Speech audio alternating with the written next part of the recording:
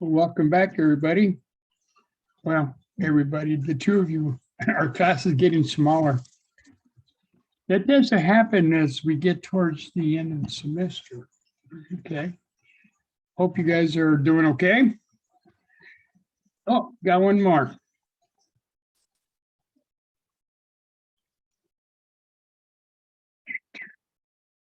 All right. Trevor, welcome back. Were you able to contact registration? Yes, sir. I've been added fully back into class. I'm just mapping out Fantastic. today. Fantastic. Okay, got you. Good to see you back. All right, so we'll talk more later. All right. Okay, everybody, welcome back. I hope everybody's doing okay. Don't forget, we have that exam today or this weekend, so don't forget about it. Let me see. Any questions about the chapter 7, 8 through 9 at this point?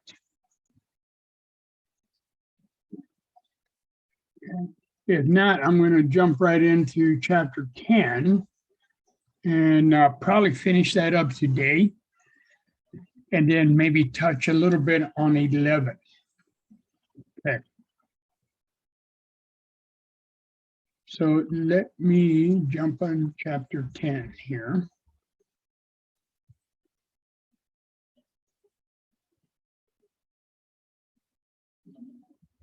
Okay, chapter 10. Chapter 10 deals with chemical reactions, obviously.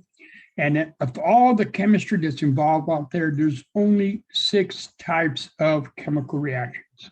Okay, now up to this point, we've been talking, we started off talking about the elements, learn some physical properties of the elements, which we need to learn to go back and refresh your memory. Things like, who's the solid at 25 degrees centigrade, who's the liquid. And remember, we got 2 liquids, and which ones are gases and which ones are diatomic, because we're going to kind of put that information and utilize it here. So we talked about the elements, specifically the group A elements, which are in group 1A through 8A, and we talked about the valence electrons. And from that, we went into the ions. Now, all metals lose electrons, therefore they end up with a positive charge. And the magnitude of the positive charge depended on what group they had and how many valence electrons they had. Okay, so refresh your memory on that. Group 1 plus 1, group 2 plus 2, group 3 metals plus 3. Group 4, it depends on the conditions. They vary. They can lose all 4 electrons or they can gain 4 electrons. So they're on the fence. Now, once we pass the group 4, we get into the group 5 and start getting into the nonmetals. And refresh your memory on this, all nonmetals gain electrons. The number of electrons they gain depends on the group they're in. They want to get that optimum 8, that magical 8 number of valence electrons around the outermost shell. The metals lose electrons because now those valence electrons are gone and the next shell in is full with the magical 8, okay? The nonmetals, on the other hand, gain electrons to fill up the outermost shell, the valence shell that they have. So group 5 will gain 3 electrons. Group 6 will gain 2 electrons. Group 7, 1 electron. And each respectively will have a -3, -2, and -1 charge. And so we took the elements, learned about the ions and their respective charge. Then we started putting compounds together. Okay, by putting cations and anions together with the right ratio, we started to make compounds. So a compound is defined is a chunk of matter, if you will, that has at least 2 different elements. Okay, and they have to, we can't not just put them together haphazardly. We have to make sure that we have enough cations to counter the negative charge. So now we start making compounds. Once we make compounds, now what we're starting to do is we're going to react these compounds with each other. And when we react them, we're going to create new compounds, okay?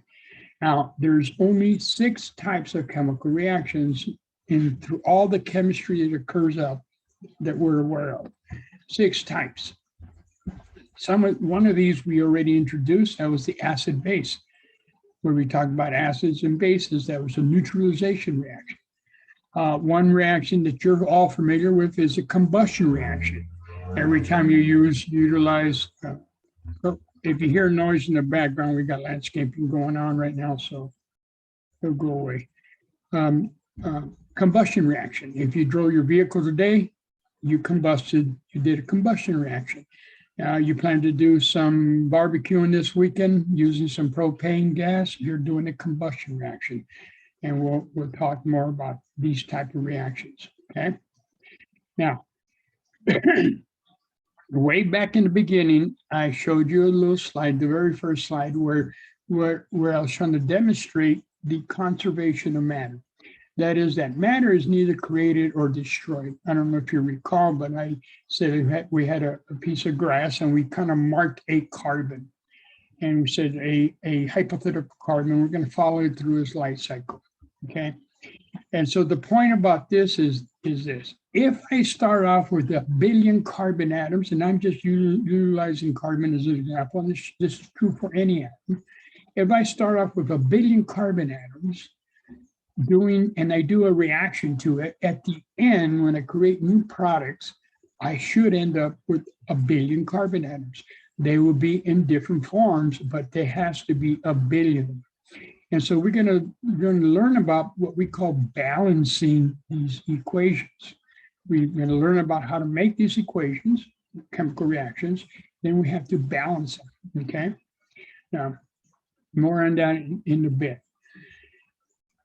You can, and this is demonstrated, I normally, if we were meeting face to face here, I can demonstrate this particular process, and where I would demonstrate how a chemical reaction, the total weight of all the reactants in the beginning before the reaction proceeds is an X amount. I do the reaction and I weigh it again, and sure enough, the total mass of the products is the same amount.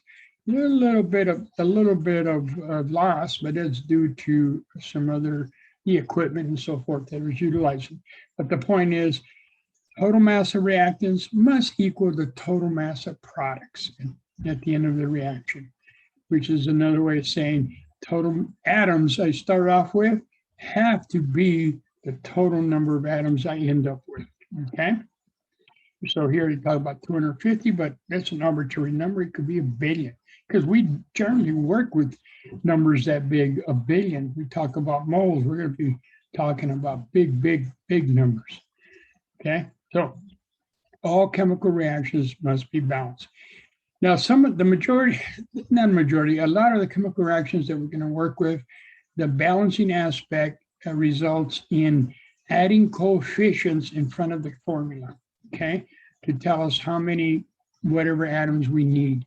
And unfortunately, some of these we have to do basically a trial and error. We look at it, we analyze it, we say, okay, I got 20 carbons on the left, well, let me put 20 carbons on the right, meaning 20 on the reactant side, I got to add 20 on the product side. And I go back and forth, go to product to reactant, reactant to product, until such point that I got a number that everything is balanced, okay? We'll do some examples. Now, not all of them are trial and error. Some of these reactions, we do have a technique, a process that you can follow to help you balance it, okay? But some of them are not. So in balancing chemical reactions, we first have to write the reaction to make sure we have the correct formula. So we started doing that. We started writing formulas. What that means is we put the elements into ionic form so we can know how many cations and anions we need to put together and make sure we got the right ratio of each, okay? And end up with the correct formula so that our charges end up to 0. So we did that aspect of it, okay? So then the last thing we do when writing the chemical reaction is balancing. So once we write all the reactants and all the products in the correct formula, then we go back and we start adding numbers or coefficients so that that reaction is balanced. And we put these numbers up front. Now, keep in mind, when we create the formulas with the subscripts, once we created those subscripts, that's it. Those are etched in stone. That is the ratio of whatever elements they are for that compound. The coefficients, however, that's the numbers in front of the formula, we can change as much as we want, okay? But the subscripts we leave alone. All right, for example, we have this reaction. We have the reaction of hydrogen gas, and it could be written in words, and this reaction could read as follows. The reaction of hydrogen gas in the presence of oxygen produce water vapor, okay? So those are the words that you may read, and then you take those words based on the words, and we're going to do some examples, convert those words into a chemical reaction. So we have hydrogen gas, and we write H2. Why do we write H2? Because we know that hydrogen gas is diatomic.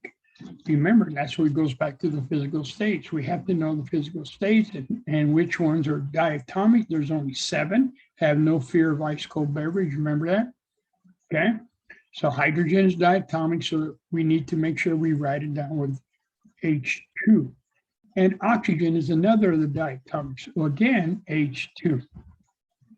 Okay. And water, we know, hopefully, the pretty common formula, H2O. Okay. Everybody knows, so we write that down. So we balance it. So we put these coefficients in front of hydrogen, because if we look at this, we see that hydrogen with that 2 in front tells us that there are a total of 4 hydrogens on the reactant side, okay? With the 2 in front of water, we have hydrogens in the form of water. Here, the hydrogens are in form of diatomic, the element, the diatomic gas. But the reaction proceeds, and now hydrogens are converted and now in the form of water. And with 2 molecules of water, we have 4 hydrogens total. And so with respect to hydrogens, they are balanced, okay? They are balanced with respect to hydrogens. We do the same thing with oxygen. We have 2 oxygens here, and so we got 2 O's there. And then we have 2 oxygens in the form of water. And so we are balanced in that sense. So oxygens are balanced, okay? And another way to see that is with the models. You can see 2 molecules of hydrogens, the gray scale, there's 4 hydrogen atoms there, and there's 4 on the product side, okay? So this chemical reaction has been balanced. Now, what information do we get from this balanced chemical reaction? Well, I'm glad you asked, because those coefficients are going to be important when we start doing calculations of these types of reactions. Because eventually we're going to say, okay, I want to make 50 grams of water in this reaction. How many grams of hydrogen gas do I need to begin with? Okay, and typical type of reaction. We'll get to those with time here. But before we get to that, we have to recognize that ratio between the hydrogen and the oxygen. There's no number in front of oxygen. It's understood to be 1. So we have a ratio that we can write in this form. We're 2H2O over 1 oxygen, okay? Now, remember when we're doing conversion factors, remember the 1 inch is equal to 2.54 centimeters. And I said at that time, you can write it in that form, or you can write it with centimeters in the numerator, okay, with 1 inch in the bottom, okay? And I said, this is what we're going to be utilizing down the road when we start doing calculations. And this is the beginning of it. So that ratio between the 2 reactants could be written like follows, or invert it where we have 1 oxygen over 2 hydrogens, okay? because you could be asked a problem if I have 10 molecules of oxygen, okay, if I have 10 molecules of O2, how many molecules of hydrogen do I need? Well, I need that stoichiometric relationship. We call that stoichiometric relationship. Okay, there's a whole chapter on that. And so when I look at that relationship between oxygen and hydrogen, I see either this one or that one. And I'm looking for units of hydrogen. And so I got to select the one with the units of hydrogen on the numerator. Okay, because just like we did those conversion factors, I want the O2 to cancel, but I want H2 to stay with me. So you can see the way I set that up. I'm using the conversion factor on the left. I check my units, oxygen cancels. If I start off with 10 molecules of oxygen, I need 20 molecules of hydrogen gas. Okay, it's a simple 2-to-1 ratio here.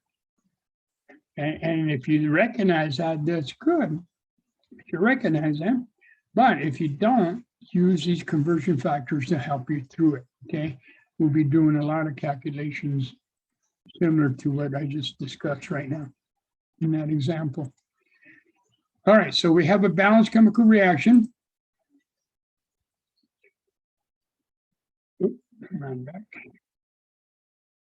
So let's take a look at this example here. Now, for these small, fairly simple reactions, they're not very complicated. We got two. Notice a trend here. Okay, notice something I want you to pick up on, hopefully.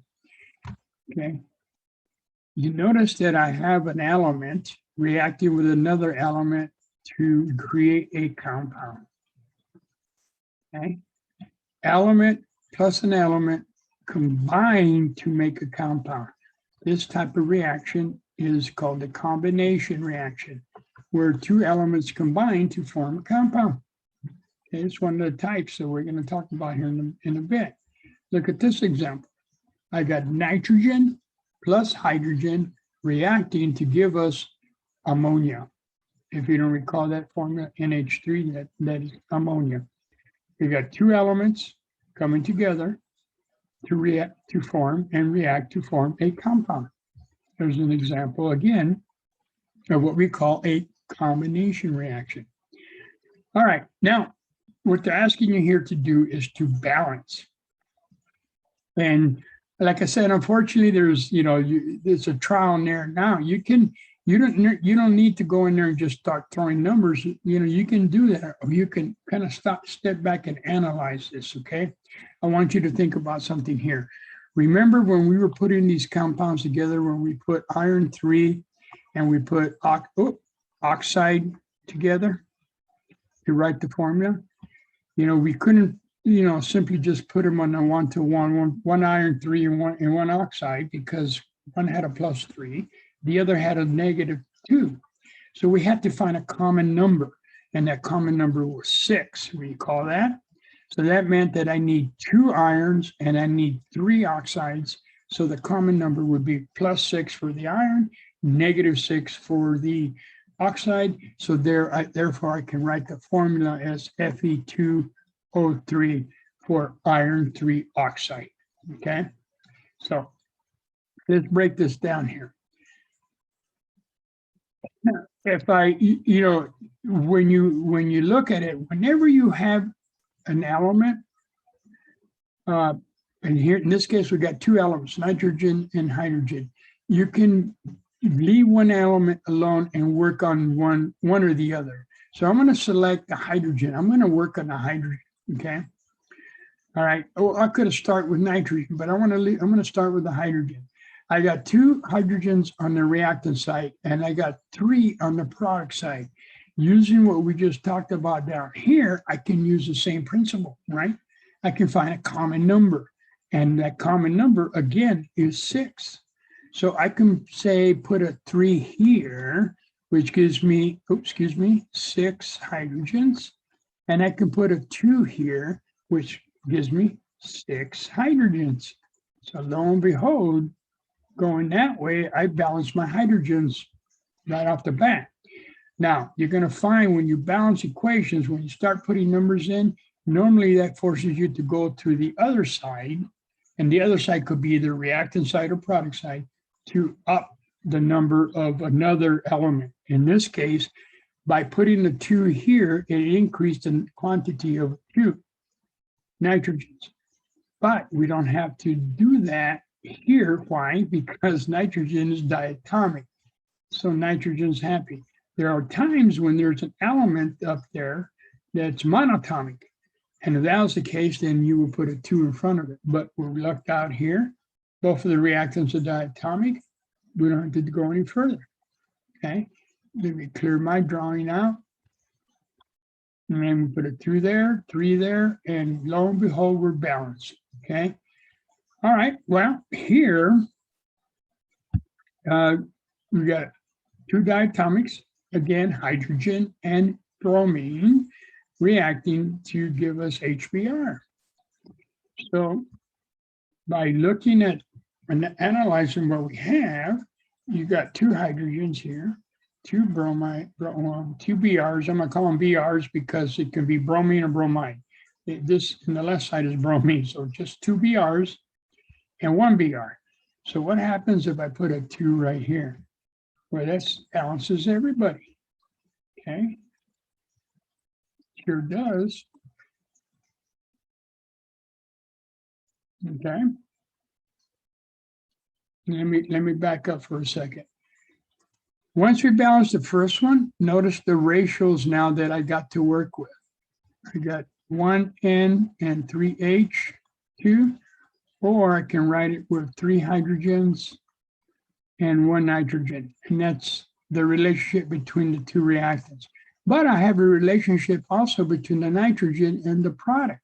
So that is 1 nitrogen over 2 ammonia, or invert it, 2 ammonia over 1 nitrogen, okay?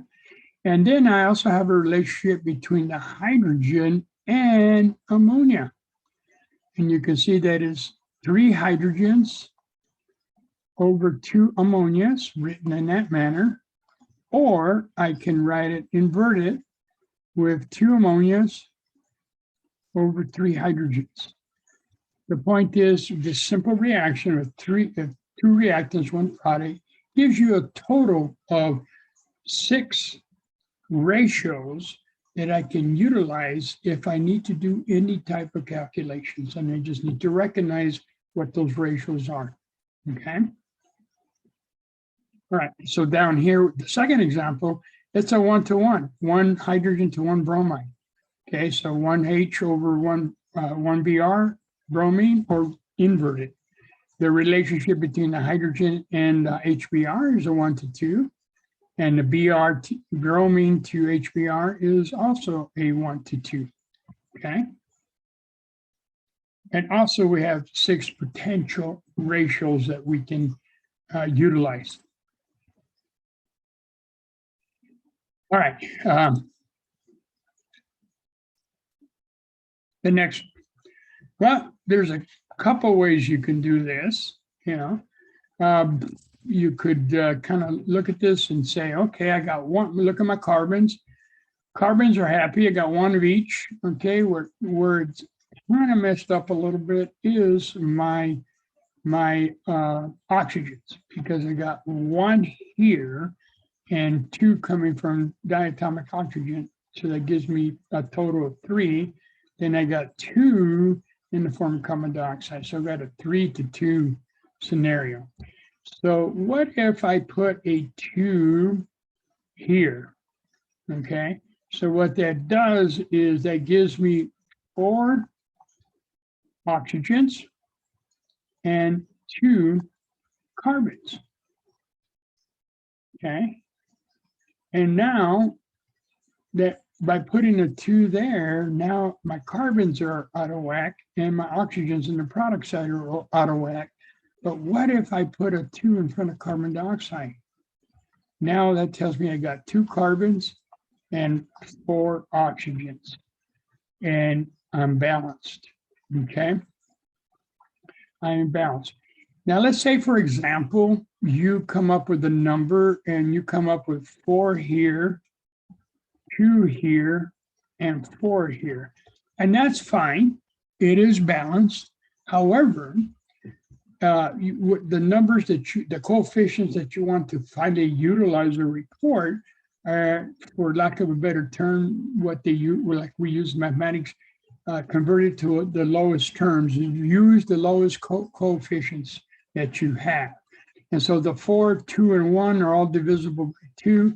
And so that results in 2, 1, and 2. Okay. And it does happen sometimes that you play with the numbers because, again, we're doing trial and error at this point for these simple equations. And you end up with numbers that are, fairly large. But at the last step, check to see if they're divisible by any value, and then reduce them to the lowest coefficients that you can have. Okay, so here we go. Again, be aware of the ratio between the carbon monoxide and the oxygen and the reactants and products. The reactants with themselves and the reactants with the products. Okay, now writing reactions from words. Previous example, with hydrogen, oxygen, I spoke the words of what the reaction is. So you may have to solve some of those or do some of those reactions, okay? We got to remember the physical states, solid, liquid, gas, and aqueous if it's an aqueous solution, okay? And also aqueous because it is soluble in a aqueous solution. Remember the solubility rules. If it's not soluble, then we use S, okay? So if the ionic compound, if you make an ionic compound, is soluble based on the solubility rules, and then we write AQ. If it's not, we write solid, S. The physical states, remember which elements were solid, liquid, and gas. We had 2 liquids, if you recall. Anybody remember who the 2 liquids were? Got 118 elements. 2 of them are liquids.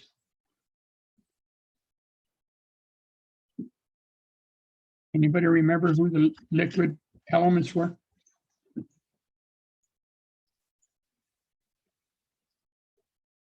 At 25 degrees. I asked that question once and someone said, well, on the surface of the moon. It's like, well, if they were on the surface of the moon, they're probably vaporized. Okay. Are they bromine and mercury? You got I was it. going to say bromine and mercury, yeah. Okay, both of you are correct, 100% correct. And then you had 12 of them that were gases, which meant that the rest of them are all solids, okay? So just remember those because you'll be given, and don't forget which ones are diatomic.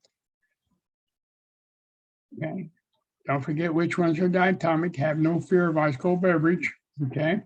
Because you could be given the words like bromine gas or chlorine gas or hydrogen gas or, excuse me, bromine liquid or anything. They can call it bromine. Just the fact that they said bromine, INE, it's the element, which is diatomic, versus bromide, which is ionic, okay? As you know, the subscripts tell us how many atoms are in each of the molecules, okay? What are the coefficients? And once the subscripts are set, they're etched in stone. I can't overemphasize that. We can't, let's say, for example, the reason I say this is I've seen this happen before. Okay, there's the formula for H2O. We all agree on that. And when they're balancing, they're thinking, I need 3 molecules of water. So what was done was presented as H6O3. And that, ladies and gentlemen, I have no idea what that is, okay? Tell you the truth, okay? So no, you leave the subscripts. Once you set those and you got the proper ratio, they're etched in stone, you leave them alone. I need 3 molecules of water. I put a 3 in there, and that in effect is telling me I got 3 molecules of water, okay? as follows. Put circles around them. That's 3 molecules of water. That's the coefficient.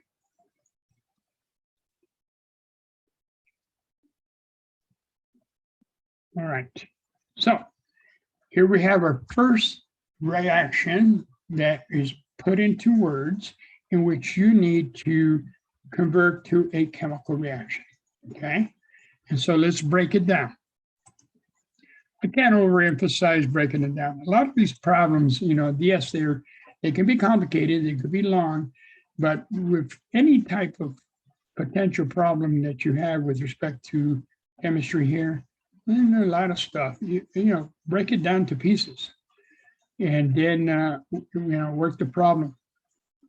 Basically, is what it amounts to. Work the problem. All right. So what we have here is a sodium. They're telling us that sodium reacts with chlorine. Okay. Notice the INE to produce. These are key words. Solid. They're telling you the physical state of sodium chloride. Okay, so they're telling us here that our product, which I can recognize here, I'm going to write it. It's going to say sodium. Before I can write it, I highly recommend that you put you can see it's an ionic compound. I got a metal and non-metal. Put them in ions first.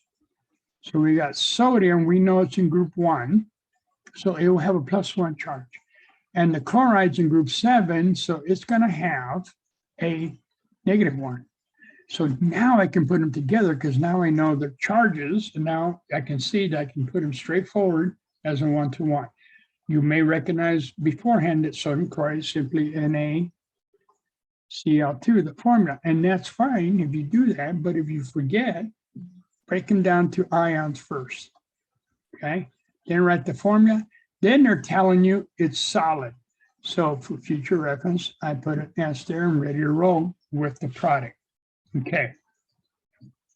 Well, let's go back to the beginning. It says sodium. Well, we know sodium, the symbol is Na. That has to be the element because there's nothing following the word sodium, as the case with sodium chloride. Okay, so it's sodium all by itself.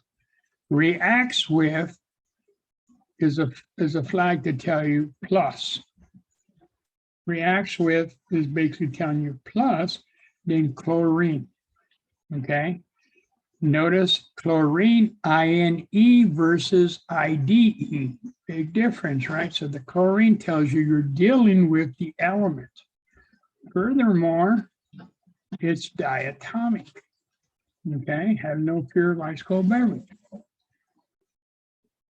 To produce is a flag for the word, for the arrow of the reaction. Okay, so sodium plus chlorine produces, you may hear the word, read the word yield, makes, anything of that combination of words or like that, that's the arrow. And then we just went with the product, which is sodium chloride. So we can put sodium chloride in place, and it's solid. And now we go back and look at the solid states. We know that chlorine is one of the 12 gases, so its physical state is a gas. And sodium metal is a solid, okay? So it's S for solid, okay? So we have written the basic formula for the reaction that was given to us in words. Now we got to balance it, okay? We have 1 sodium on the left, 1 on the right. We got 2 Cls on the left, but only 1 on the right. So if I put a 2 in front of sodium chloride, that balances the Cls, but the sodiums go up.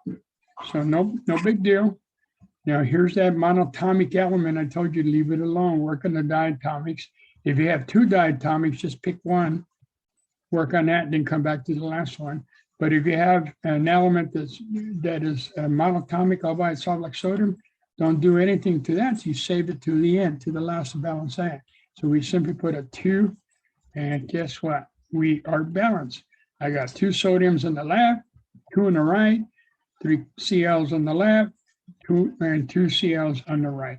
We have balance this equation, and we have written what is given to us in words and through a chemical reaction.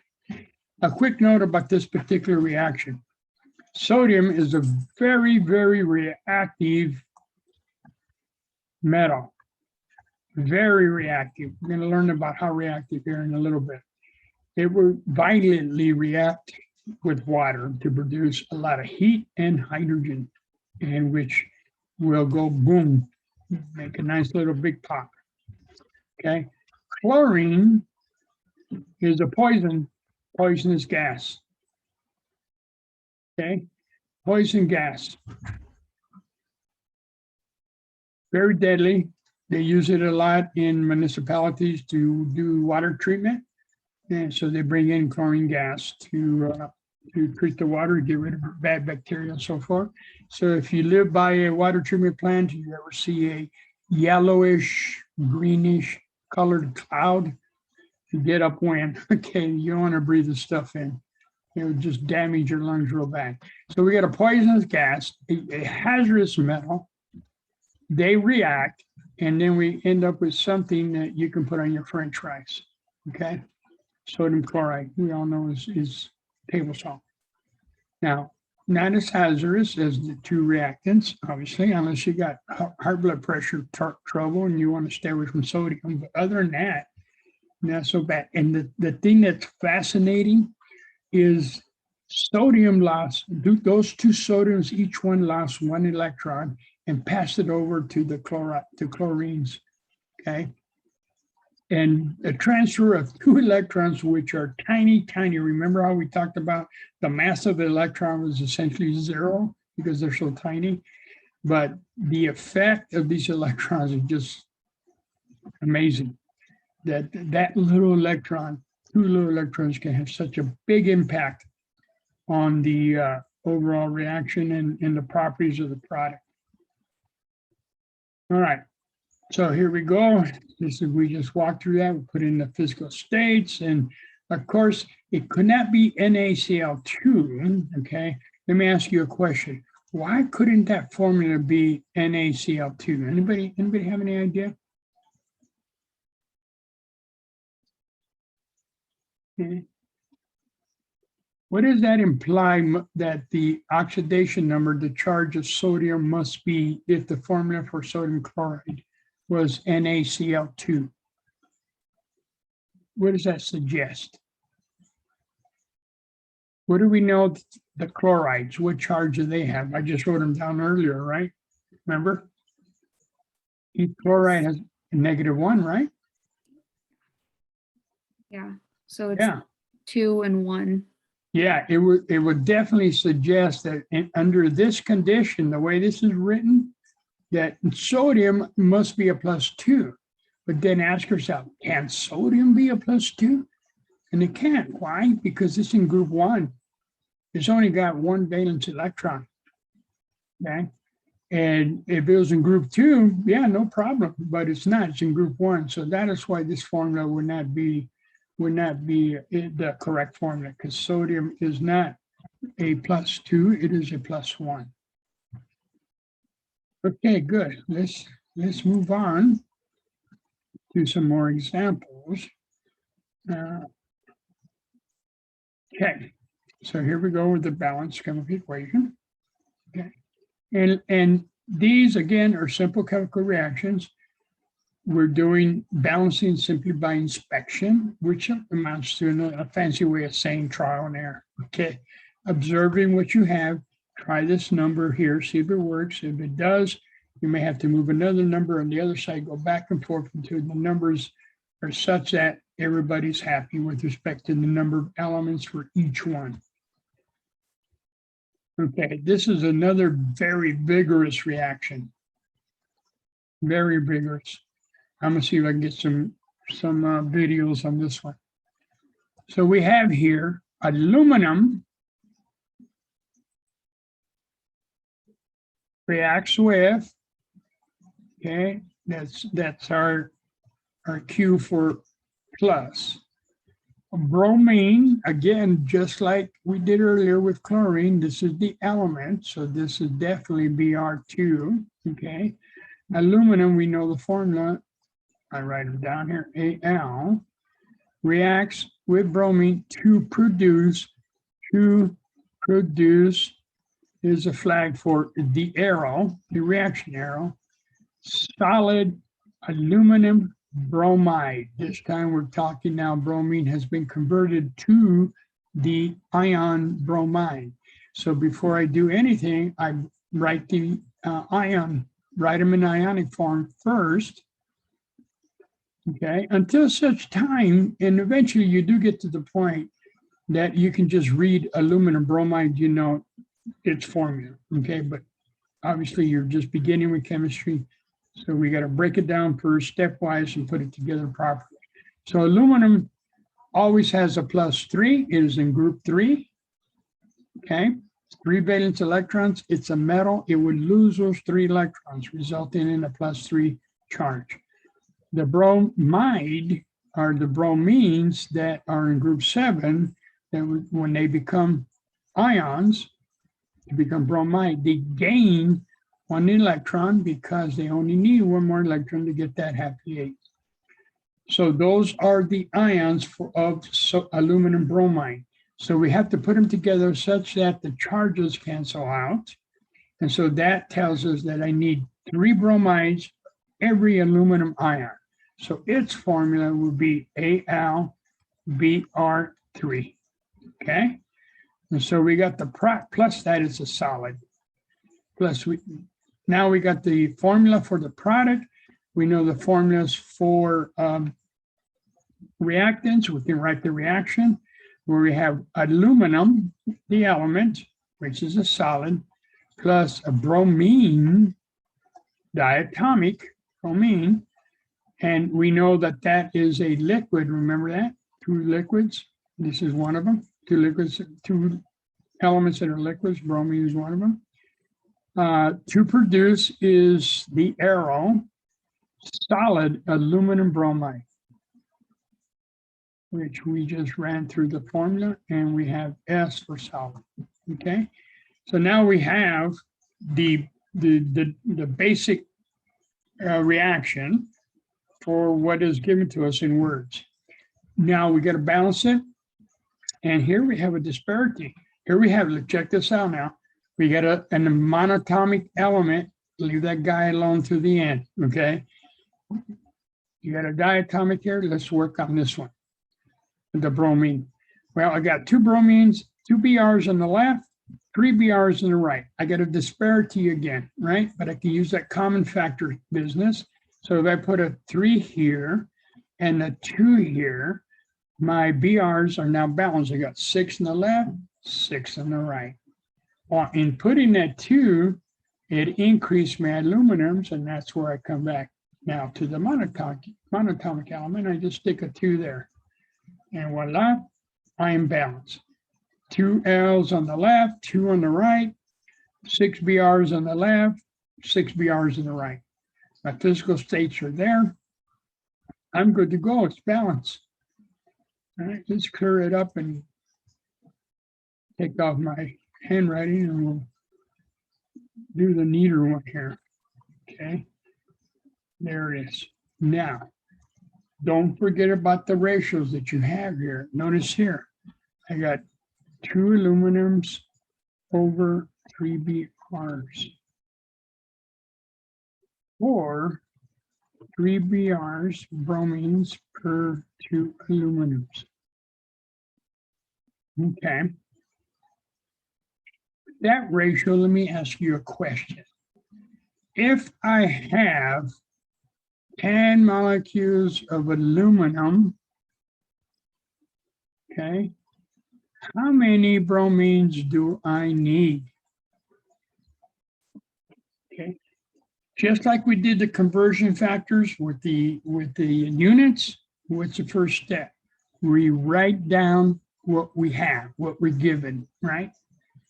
We're given 10 aluminums. We know we need a conversion factor here. And what are we looking for unit-wise? We're looking for some number of bromine. Okay, so that tells us that this ratio, bromine has to be on top and aluminum has to be in the bottom. Why?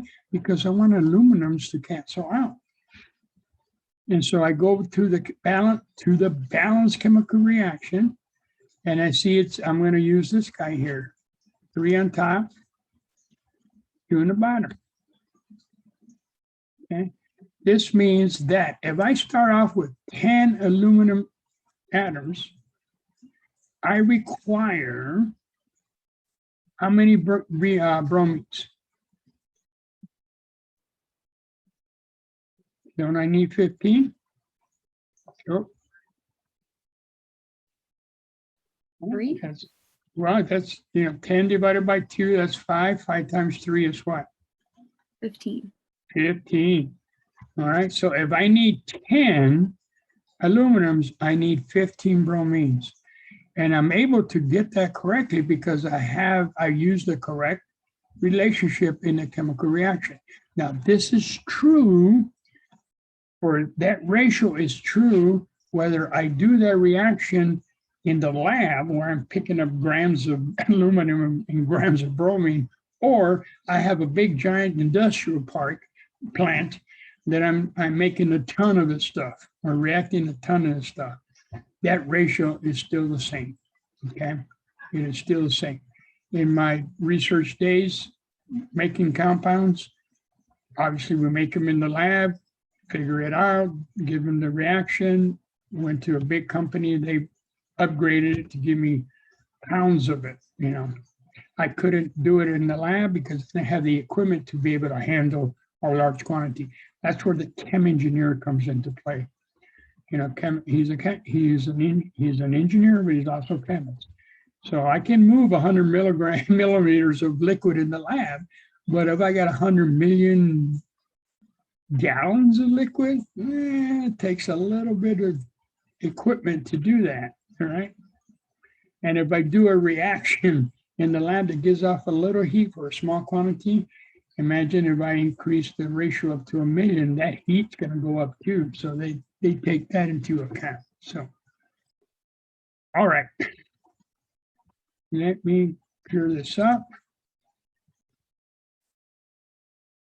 All right. So first we write the reaction, the proper formulas, and once we do that, we can actually balance it with the chemical ratio. Once we balance it with the coefficients, once you balance it, recognize the respective ratios between reactants and products and reactants in themselves, okay?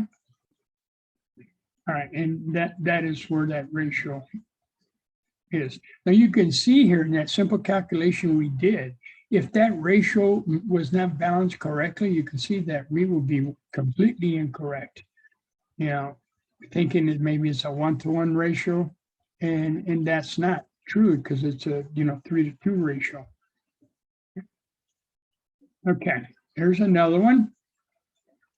We're going to write the reaction of phosphorus reacting with oxygen to make solid diphosphorus pentoxide. We've been working with making ionic compounds, all the examples. Now we're making a covalent compound, okay? But no problem, we can still work it through. Okay, remember when we were writing formulas for covalent compounds, I said, well, what you want to do is first put the parent formula down. We're given the name of the covalent compound, and we need to write the formula. And I said, well, write the parent elements, the basic elements that are utilized, and then do the coefficients. Well, we got one right here, okay? So let's take a look at this. We got the reaction of phosphorus reacting with, it's a plus sign, oxygen, so other reactant, to make, is our arrow, to make, yields, gives, anything of words that tell you this is what's happening after they react, solid diphosphorus pentoxide. Okay, let's write the formula. So diphosphorus, the basic formula is PO, right? Phosphorus and oxide. And then we do the prefixes. We got pent, which is 5, and then di, which is 2, okay? And it's a solid because they told us that. Things like this, if it's not an element, you're going to be told if it's what's the physical state. The elements, we should know what the physical states are, but the final products, not necessarily, unless we're told, for example, it's an aqueous solution, and then we look up the solubility of the products that we make to determine whether it's aqueous or solid. All right, so let's write it. We got phosphorus plus oxygen, okay, to give us P2O5,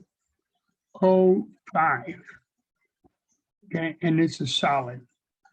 We also know phosphorus is a solid, and we know that oxygen is a gas, okay? All right. Can I continue? What's my next step? Do I have a next step?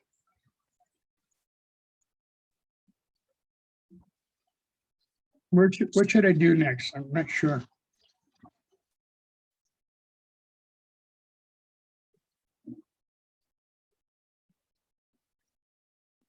Google it, right? No.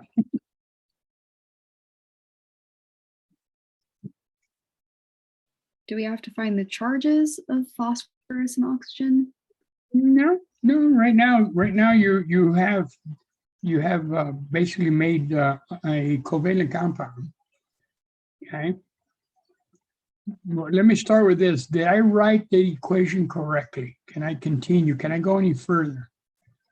You have to balance it first.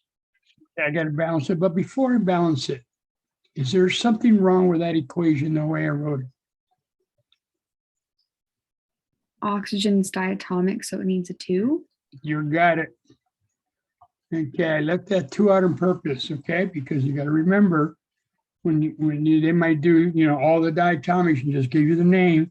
You got to remember it's diatomic, so I can't go any further. And if I did, my balancing would be like totally incorrect, okay?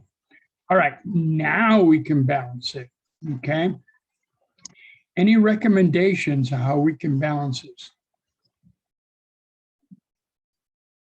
And let me clear this up a little bit. This is 2, and this is a gas, okay? Remember, we got an element here all by itself, monatomic. Remember I said, hey, leave this guy alone. Start with the oxygen and diatomic. What can I do to balance that oxygen? Because I got 2 on the left and 5 on the right. Is there anything I can do?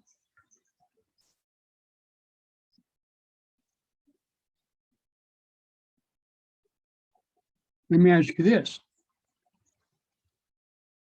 What do I do to add these 2 fractions?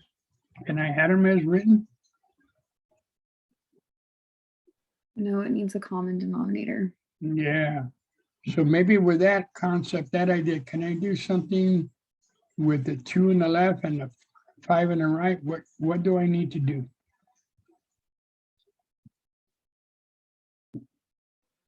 Bring the 5 oxygens over to the left. Okay, put 5 on front of here. Okay. That'll take care of that. Now what? 2 of the phosphorus over to the left. 2 on the phosphorus. Okay. And what now? Anything else? Am I balanced?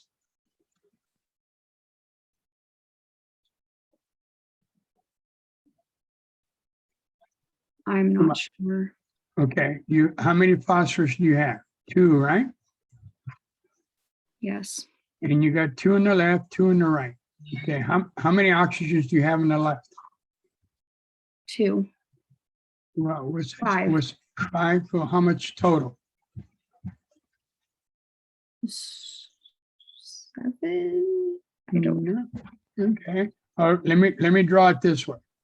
if I were to draw 5 molecules of oxygen, it looks like 5 people looking at you with glasses. How many oxygen atoms do I have? 10. 10. So what'd you do? You take the 5 times 2, isn't that 10? Mhm. Okay, how many do I have on the right side? 5. So what do I need to do? Add a 2. There you go. I added 2. Okay. Can I go to the next step now, or am I good now? Mm. We haven't really done anything with the phosphorus. Okay, how many phosphorus do I have on the right? 2. Yeah, 4. but what, 4, right? How many do I have on the left? 2. So we have to change that 2 to a 4. You got it. Okay. Okay. So you go back and forth, back and forth, back and forth to everybody's balance. Now, I might recommend, like I stated earlier, is let me do this. Okay. Erase that, erase that, erase that.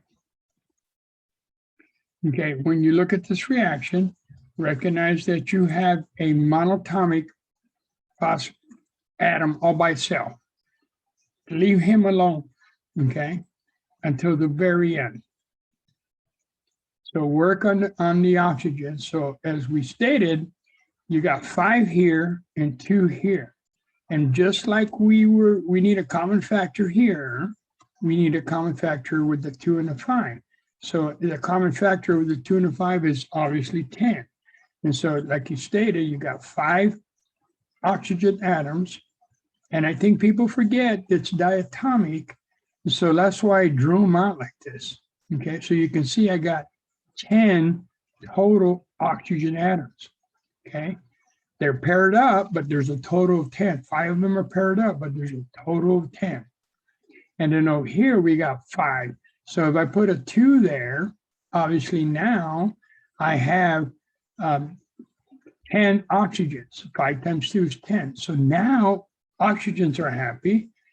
But in doing that, that kicked up my phosphorus to 4. So at the end, that's what it said, leave the phosphorus alone and put the 4 and you're good to go. Leave the monatomic alone until you're done at the end. So now we have a balanced chemical equation. Go back and check. I got 4 left, 4 phosphorus on the left, 4 on the right, 10 oxygens on the left, 10 on the right. Mother Nature's happy. Okay.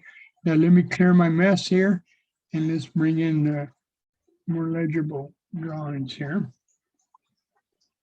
There it is. And now, once you balance it, also keep in mind the ratios between my products, my reactants, excuse me. I got 4 phosphorus over 5 oxygen is 1 ratio, or invert it, 5 oxygens over 4 phosphorus. Okay, so question here would be, if I have 20 phosphorus, how many oxygens do I need is the question. Okay, like we did with the conversion factors, the inches to centimeters and all those things we did way back in those chapters. The technique was the dimensional analysis, basically keep track of your units. We write down what we're given. We're given 20 phosphorus. That means you know that you're going to have a conversion factor and you're looking for units of O2, okay? So obviously my O2 is going to be in the numerator and phosphorus will be in the denominator because my units will cancel if that's the manner I set that up. And now I go, pardon me? Oh, 50 oxygen. You got it. So I put my units in here. Are you sure it's 50?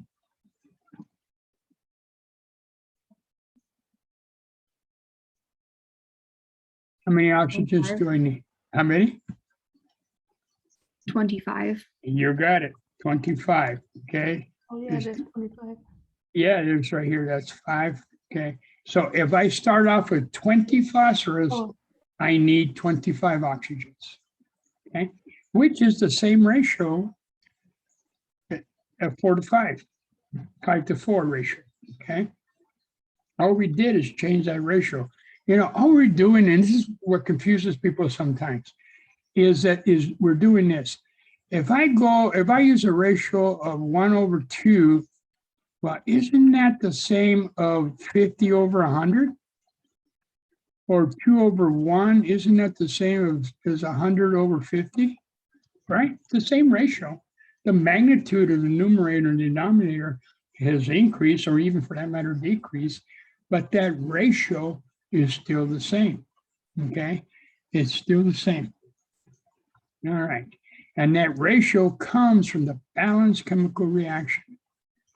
And you got to make sure you got it balanced properly, because if you did not, if you use your calculations assuming, you know, this one here, then obviously you can see you'll be incorrect. All right. I think we got one more. So does that determine whether or not you bring the solid or the gas over to the right side? No.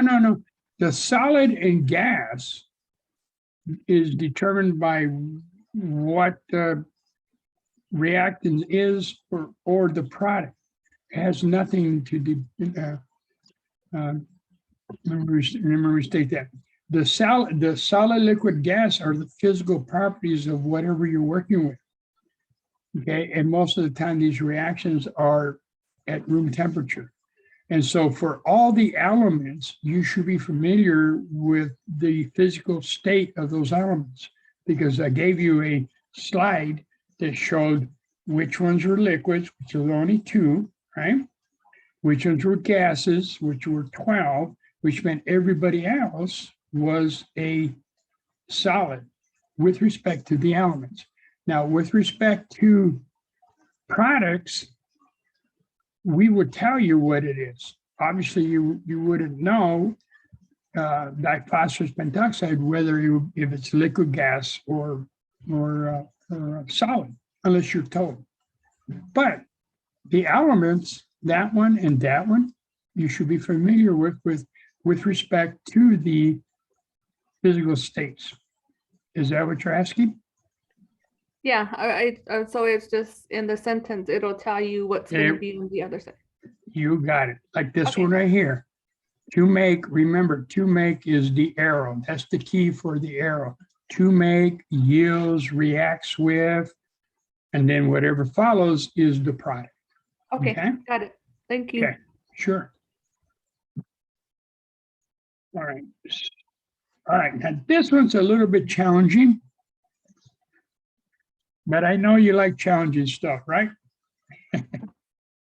But with any challenging problem, break it down, okay? Break it down. All right, so in fact, this example, notice that all the examples we've been doing so far, if you look at them, you got 2 elements as reactants, and then you made a combination of the 2 elements, okay, to a compound. That the phosphorus and the oxygen, 2 elements give you a compound. The other ones we did, aluminum, bromine, 2 elements give you a compound. These are examples of combination reactions, okay? Combinations. Now this one's a little bit different. I'm going to give you the name of it anyway, and we'll talk about it here in a bit. It's called a double replacement reaction. And this reaction is governed by the solubility of the products. So be familiar with the solubility rules, which are given to you in the table. So you don't have to memorize the solubility rules. Why? Because it's in the table. And just learn to be able to use the table.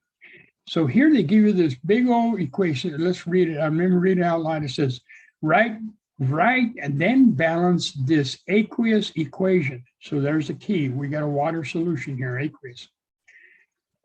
You say nickel 3 sulfate plus lead 2 nitrate produces nickel 3 nitrate and solid 2 sulfate. Okay.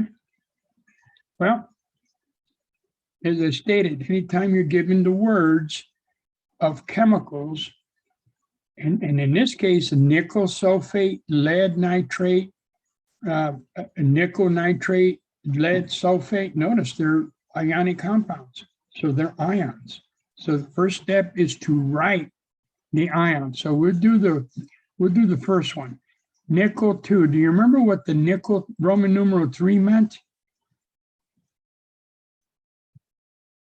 What did the Roman numeral mean? That's its charge. Yes, a charge, which would be, what would be its charge? 3. Yeah. Would it be positive 3 or negative 3?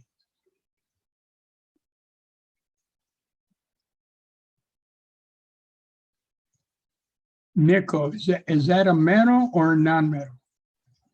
It's a metal. Yeah. And what happens with all metals?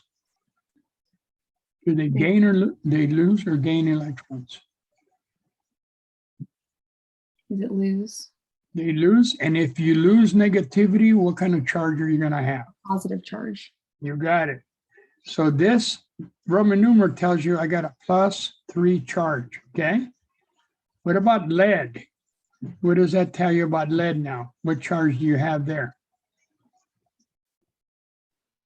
A +2 charge. You got it. So I got PB +2. So let's work on nickel first. So write everything in ionic form. Why? Because we want to make sure we put them back together with the correct number of positive and negatives. Okay. So we got nickel +3. And then you might look at this. It says sulfate. Where could I find that formula for that species? Any ideas? Common polyatomic ions list on our periodic table that you gave us. You got it. And if you look that up, it's not sulfide. It's not sulfide, IDE. If it was sulfide, IDE, it'd just be sulfur by itself. But the ATE or the ITE should direct you to the polyatomic ion table because that is sulfur with oxygen bonded on it. Okay. So in this one, it happens to be SO4 -2. So that takes care of the nickel 3 sulfate with respect to the ions. Now let's put them together. I got a +3 and a -2. Again, I have a disparity, right? And so what I need to do is I need to find a common number, which again, in this case, happens to be 6. So that tells me that I need 2 nickels and 3 sulfates. Would everybody agree on that? Yes. Yes. So my formula will be nickel subscript 2. And because I'm working with a polyatomic ion, I need a parentheses. So parentheses SO4 subscript 3. Okay. So that's my first formula. Let me do a second formula. I'll change the color a little bit. Let's work on the next one, which will be lead 2 nitrate. So this will be plus lead, which PB, and the Roman numerals tells me it's a +2. And again, nitrate directs me to the polyatomic ion table, and that is NO3 -1. That is the nitrate. Well, I got to put these together. I got a +2 and a -1. Obviously, I need 2 nitrates. So its formula will be PB parentheses NO3 2. Okay. Everybody agree on that? That look reasonable? If there is a question, feel free to jump in and ask. Okay, let's try the next one. The next one, we'll make a different color, nickel 3 nitrate. Okay, so produces tells me it is the arrow. So now I'm working on the products. So nickel 3 sulfate in the presence plus lead 2 nitrate, when I put them together, produces nickel 3, it's still nickel 3, nitrate. And so that is still NO3, and each one's a -1. And so I need 3 of them, right? So my formula would be Ni parentheses NO3 parentheses 3. You agree on that? Sound reasonable? Yes. Okay. All right. So the last one is solidless sulfate, and let's pick a different color. Let me see if this will work. We'll try black here, make sure. So we're going to look at solid. First of all, they're telling us solid.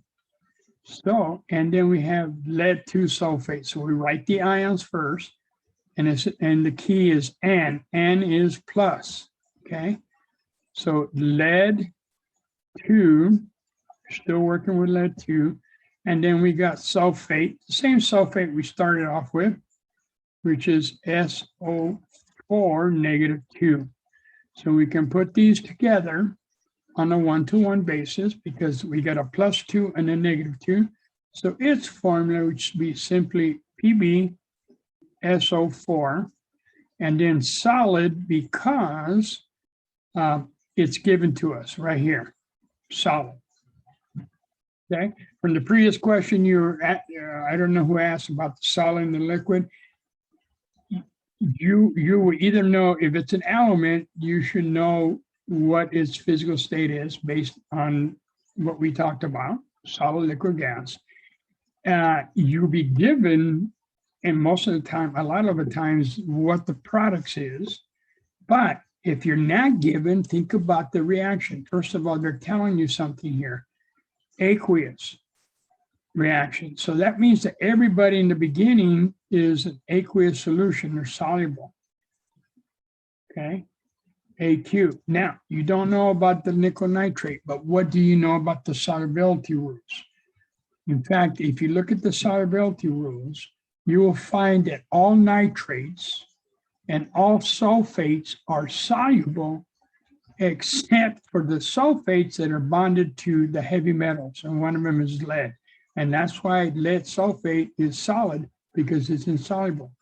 The nitrate, nickel nitrate here, is soluble, so we got aqueous, okay? Based on the solubility rules.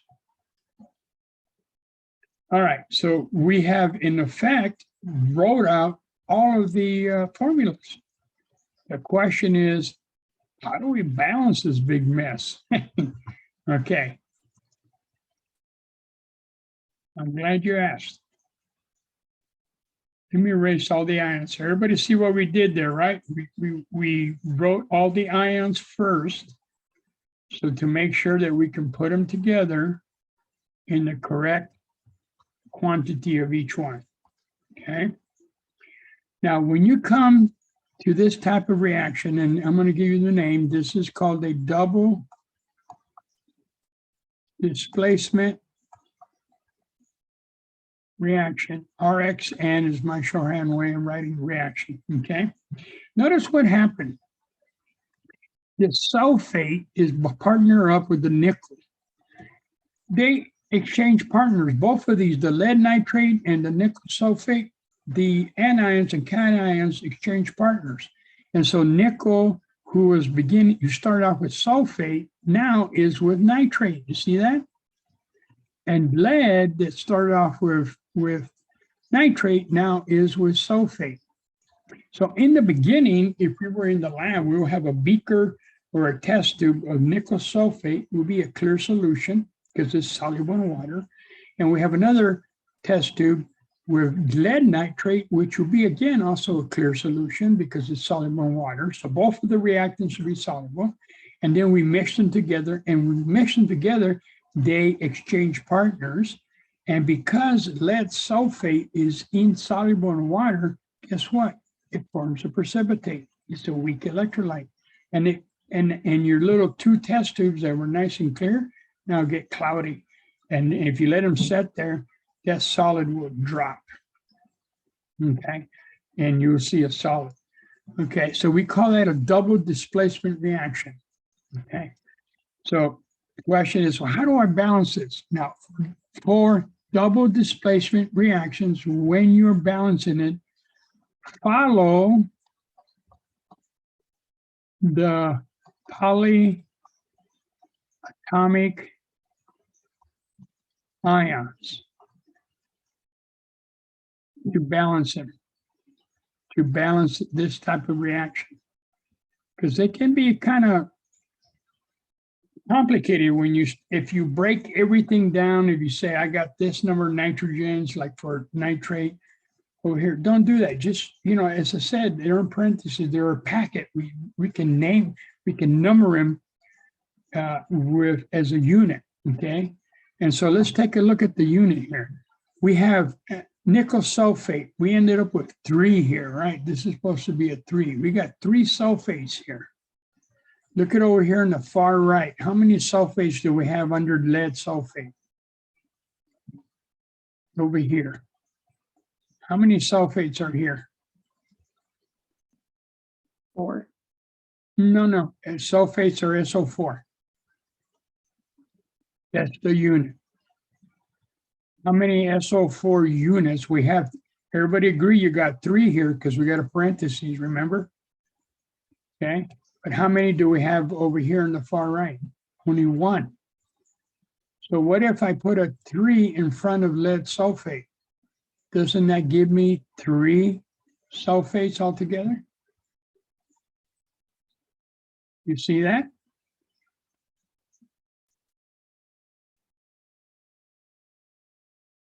And maybe I gotta erase this and use the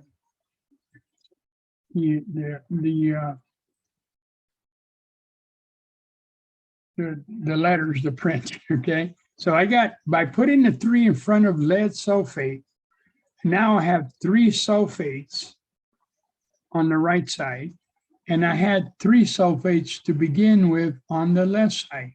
They're in parentheses, okay? And now when that happens, when I put a 3 in front of lead sulfate, that kicks up my lead to 3. So what I got to do is I got to come back here and put a 3 in front of lead, nitrate. That kicks up my lead to be balanced on both sides. My sulfates are balanced on both sides, okay? But now that kicked up my nitrates to 6 here. Now I got 6 nitrates, 2 in the parentheses, but I got a 3 in front of the whole thing. So I got 6 nitrates on the left, and I need, by putting a 2 right here, I kick up my nitrates to 6. Now I got 6 on the right. My nickels then kicked up to 2, but that's okay because the formula already has 2 nickels. Everybody's balanced. Let me clear my mess and bring in the letters. Maybe that would be a little bit better. Okay. All right. Notice there's three sulfates over here. 3 sulfates on the left side. Okay. Over here, the fact that I put a 3 in front tells me I'm going to get 3 sulfates. I got 3. Let me stretch them all out so you can see that we got 3 sulfates here. Okay. Nickel nitrates.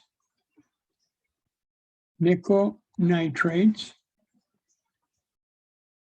And then I got 3 lead nitrates.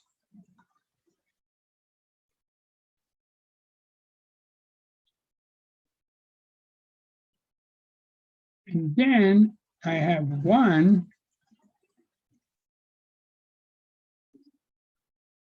nickel sulfate molecule. Okay, so maybe this way they will show you, okay, notice I said there was 3 sulfates. Well, are they not 3 here? There's 1 there, 1 there, 1 there. There's 3 sulfates on the right. Okay, look at, I got How many total nitrates do I have with lead nitrate? I got 2 in each molecule of lead nitrate. So there's a total of 6 nitrates here. Okay. Isn't there a total of 6 nitrates here in the form of nickel nitrate? Okay. Then I got 2 nickels here, 2 nickels here. I got 1, 2, 3 leads here. I got 1, 2, 3 leads on the right. Okay, so you see how everybody's balanced. And the way that was balanced was to follow the polyatomic ions. Okay, to balance those, and then the metals, the metal part just falls in place on its own. Clear as mud. Okay, we'll be doing some more of these. Okay, tell you what, let's take a real short break. Maybe let's just 2:20. Let's come back at 2:35. Okay, let's come back at 2:35 and we'll continue with this. We're about halfway done, a little bit less than halfway done. Okay, I'll be back at 2:30.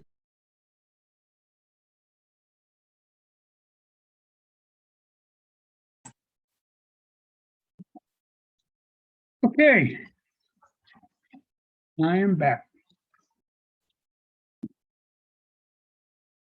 All right, so this particular slide kind of summarizes the type of reactions that we're going to be working with, okay?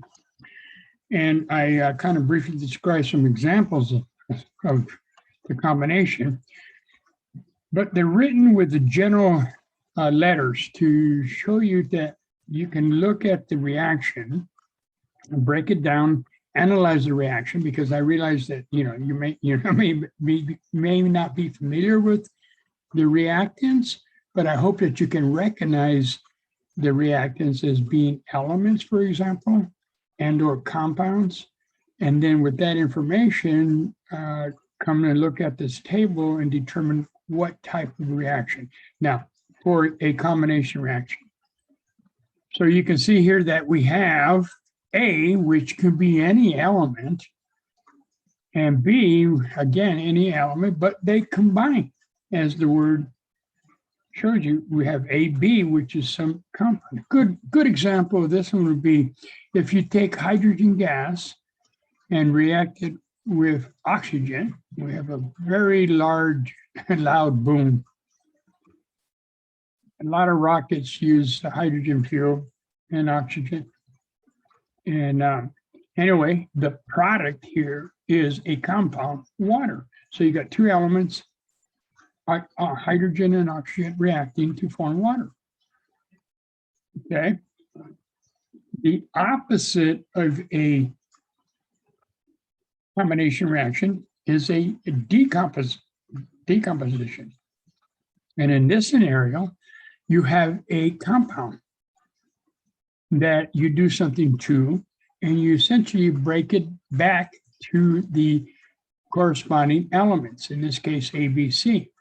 Now, we can do the same thing with water. I know we can combine a hydrogen and oxygen to give us water, but we can take hydrogen, water and do electrolysis and break it down. We pump in some electricity and break it down to the elements, back to hydrogen and oxygen. That's why it's so crucial to find water out in space, because we can break it down to give us oxygen, which we need to breathe, and hydrogen for fuel.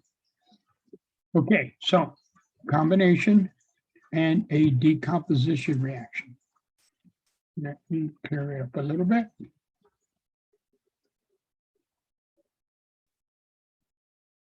A combustion reaction. Okay. As with any combustion reaction, you must have an oxygen source. So oxygen will always be a reactant, okay? Now for Chem 130, a combustion reaction will only produce 2 products, and that is carbon dioxide and water. Okay, and note that the water and the carbon dioxide, obviously carbon dioxide is a gas, but so is water, because generally what's happening here you're a high fluid, you're burning something, okay? Now what this is here, the CH is what we call a hydrocarbon. And it's a hydrocarbon because it's made up of nothing but carbon and hydrogen, okay? The smallest carbon number would be 1, where X is 1 and H is the smallest number is 4. That is methane. Okay, methane. Propane. This weekend, if you're going to be cooking some barbecue and some stuff in the propane tank, again, nothing but carbon, where we got C3H678. Hey, that's propane. And if you got a lighter, that's butane. Okay, I'm just giving you some examples. The point being here that these compounds are made up of nothing but carbon and hydrogen. This is propane. We utilize for your barbecue. This is butane if you're using a lighter for whatever reason. Okay, and methane, which is the smallest one. But it's made up of nothing but carbon and hydrogen. So that's the only combustion type of reaction that we're going to work with. And so it might show you, hey, the combustion of C3H8, write the reaction for the combustion of C3H8, which happens to be this guy right here. Okay, the fact that it's propane is not important. The fact that it's C3H8 is important because that tells you it's a hydrocarbon, which means that one of the reactants is oxygen. I gotta have oxygen, it won't burn. And the only two products are carbon dioxide. And there you have it. You've got the reaction. It's a combustion, oxygen, carbon dioxide, and water as products. And the next thing is to balance it. We have a technique, a systematic approach to balance hydrocarbon, to do a combustion reaction balancing of a hydrocarbon. Well, we'll demonstrate that here when we get to some examples of it. Okay. Now you might say, well, wait a minute, I get carbon monoxide when I burn my vehicle, of course, and that's because our vehicles are not very efficient. Our carburetors, our engines are not very efficient, and therefore we end up making a side product, which is carbon monoxide coming out of your exhaust and poisonous. But for Chem 30, the only products you're going to get are carbon dioxide and water. The next type of reaction is called an acid-base reaction, and we talked about that. We had a chapter on this. We have an acid, which produces a proton, and a base, which produces hydroxide polyatomic ion. And when the proton, H+, reacts with a hydroxide, you have a neutralization reaction, and the product you get is water. Now, the key point about this is when we balance these type of reactions, what we do is we follow the proton and the hydroxide, okay? And we'll do a couple of examples. Follow the proton and the hydroxide, which will give us the correct number of waters. Let me ask you a question. If I have 1,000 protons,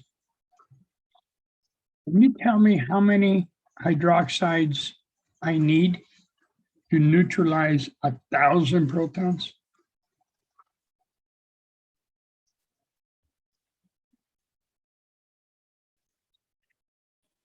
Is it 1,000? You got it. That's correct. I need 1,000 hydroxides. Can you tell me how many water molecules am I going to make?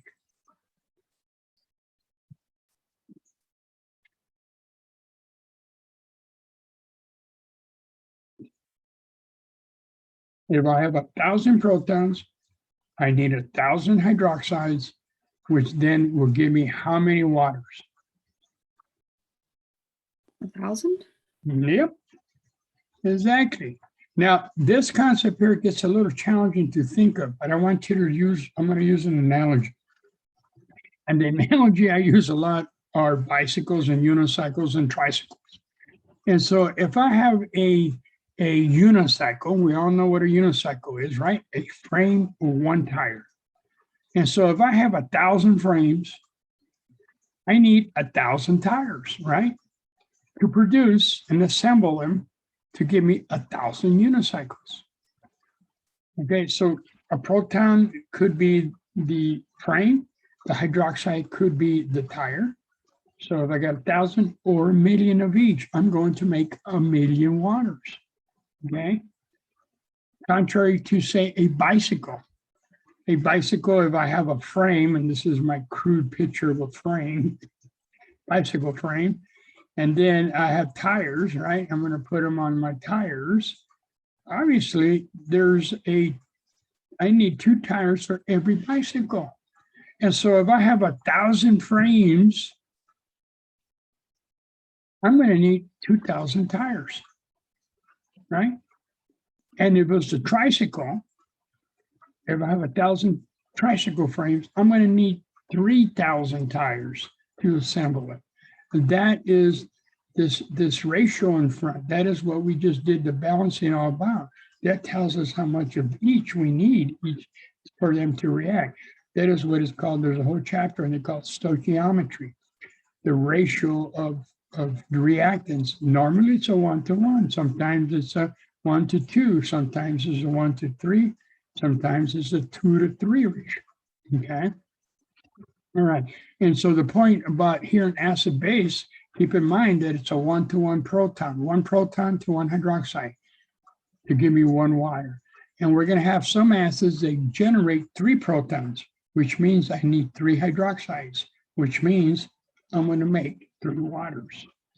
And that's what, once we balance the proton and the hydroxide, we balance the water, the rest of the salt comes in and they just fall in place. And we'll have some examples of that and how to balance. Okay. Okay, single replacement reaction. And this is governed by what we call the activity series that you will find on the periodic table. The activity series is given as follows, right there. We're going to be able to look at a element and an ionic compound and determine whether that reaction will proceed based on the activity series. And what this activity series is telling you is straightforward. Let me see if I can zoom it up a little bit greater, a little better. Is that the metal lithium is the most reactive metal in this series. The least reactive metal is way on the other side of the scale, Au, which is gold. Okay, so this is a relative scale. Okay, and it's relative to hydrogen gas, hydrogen. And we're going to use this scale to determine whether certain reactions will proceed. Let's go back to the example. If you look at this, you can see that we have a metal, change the color here. All right, in elemental form. And we have a second metal in, this is an element form, this is an element, and this is ionic compound. Okay. So we have 2 metals, M and A. One is an element, the other one is an ionic compound. If reaction proceeds, the metal that is in element format now replaces the metal that is in ionic format. And so now you have a new ionic compound. And you have that metal A that was ionic now is converted to metal element. And a good example of this would be plating. You know, you all heard about plating metal. You want to plate chrome, you know, you got a lot of fancy chrome on a vehicle and you want to plate it. That's what's happening here. You are plating, you're taking a metal that's in ionic form, and then you're converting it to go back to elemental form, okay? And that reaction is governed by that activity series that I just mentioned that's on the periodic table. And again, we have a systematic approach to answer the question whether the reaction will proceed or not. And then finally, this last example that I showed you when we went through with the let me go through it. That one, this one right there. Okay, that is a double replacement reaction. So the numbers here, the subscript 1, the subscript 2, that's not a value. That's just telling you metal 1 is different than metal 2. Okay, that's all it is. And so what's happening here, where we have MX to begin with, now the anions have exchanged position. Now we have a new compound, MY. Okay, and M2Y now becomes M2X.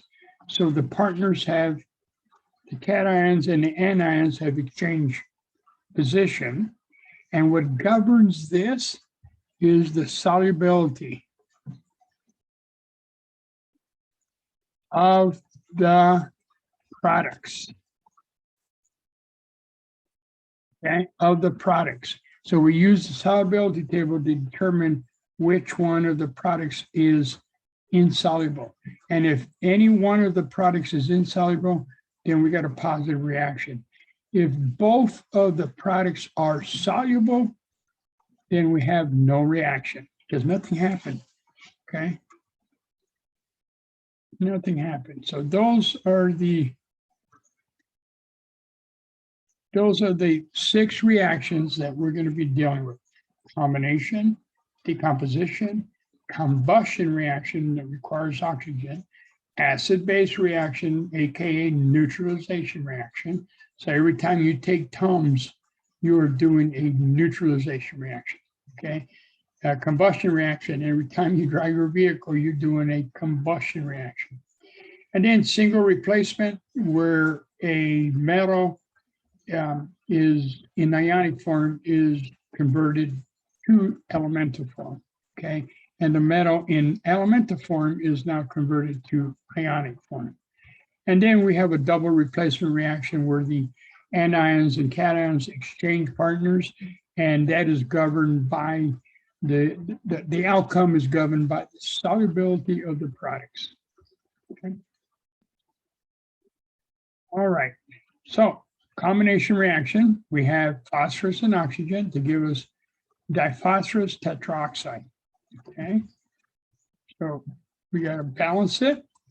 This is just an example of a combination reaction. It could read the phosphorus in the presence of oxygen reacts to give diphosphorus tetroxide. Okay, and we take those words and we end up with this particular reaction. Then we balance it. We can see we got 4 oxygens on the right. If we put a 2 in front of oxygen, it looks like we're balanced with respect to the oxygens, but we got 2 phosphorus on the right side. So we simply put a 2 in front of phosphorus, and we have a balanced chemical reaction. Okay. All right. Let me clear it here. Here's an example of a decomposition reaction. You have, does anybody know the name? Anybody would take a shot at this one? What is the name of this compound?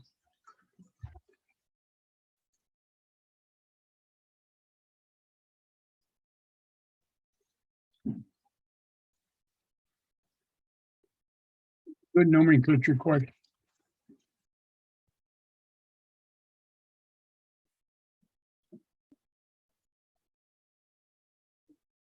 Okay, what about how about just give it the base name right now? Iron oxide.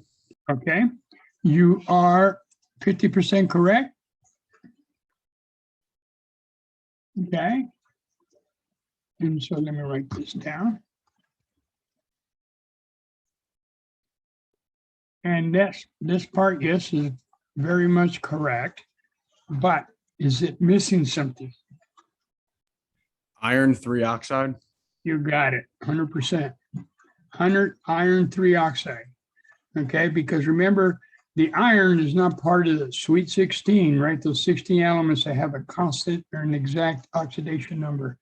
And so that means that since they're not part of the 16, they have a variable oxidation state. So this one is iron 3 oxide, because there's actually two forms. There's an iron 3 and there's also an iron 2 oxide. Okay. A quick way to look at that is this. Notice the subscript for the anion. Okay. We know that the oxides are a -2. Guess what? That's the subscript for the subscript for the cation is the charge for the anion. And the subscript for the anion, the oxide, is the charge oxidation number for the cation. So you can very quickly just look at the subscripts and tell you right away it's iron 3 oxide, compared to if it was that. That one would be iron 2 oxide. Okay, because we know that the oxides are -2. Iron, this makes the iron have to be +2 or iron 2. Okay, that's good. So we got iron 3 oxide, AKA rust. Okay, rust. I used to have a truck that had a lot of iron 3 oxide. So if you react this, you can heat this up a little bit and you actually break it down. You break it down back to the elements where you have iron and oxygen. Okay. Now, we got to balance it. Okay. Before, in the examples we were doing, we had 2 elements and then we had a product. We had the combination reactions. And then I said, all right, if you have a monatomic element in as a reactant, leave it alone and work on the diatomic if you have it. Well, this is the same thing, only in reverse. Leave the iron alone and work on the diatomic. Here, because this is monatomic, here's diatomic oxygen. Work on that. Now we have 2 oxygens here, 3 oxygens here. What can I do to balance the oxygens? Any ideas? Just like we had the disparity go in the other direction, we can do the same going from right to left. Okay, what can we do here? Do we have a common number for the oxygens that we can tap into? In other words, remember this, 1/3 plus 1/2. Okay, how do I add that guy up, right? And he lowest common denominator. Don't I do this? Can I do the same thing here with 2 oxygens and 3 over here? What would be my common number? What do you think? Wouldn't 6 also be a factor here? Sure. Why not? You I know, was gonna say, can we do 3 on there? yeah, we can do 3 where? Right there. Right there, the oxygen, right. So that gives me 6, right? So what can I do to the iron 3 oxide? Can I put a 2 right here? Yes. Yeah, so that gives me 6 oxygens on the left, 6 on the right. Oxygen's happy. And this is what I said, by saving the monatomic element last, that kicked up my iron up to 4. So I just simply do bang right there. All right.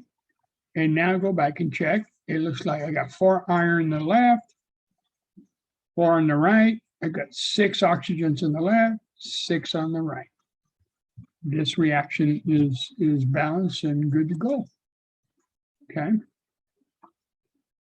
Good to go. And then take a look at my ratio. I got 3. You know, you might say, well, what does this ratio come to play? Because you will eventually say this. If I have 100 grams of iron 3 oxide, the question may be, how many grams of iron am I going to generate?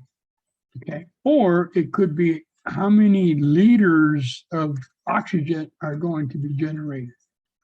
Okay. And in both types of questions, I definitely will be using these ratios up front. Okay.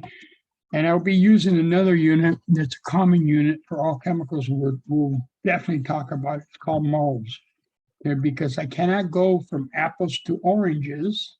If I need to convert from an apple to an orange, I need something that correlates both of these, and that could be, say, fruit, right? On chemistry, what correlates between these compounds and elements and everything are our unit called moles, and we're going to use that extensively. And the moles would tell us how I can go from the moles of iron 3 oxide to the moles of oxygen. All right. Combustion reaction. Here's propane. They're telling you write the combustion reaction for propane gas, and that's all they give you. But what did I say earlier about any combustion reaction is you're given propane, we know is a gas, okay? And the key reactant, any combustion reaction is oxygen, right? And do you remember the only two products you get when you do a combustion reaction?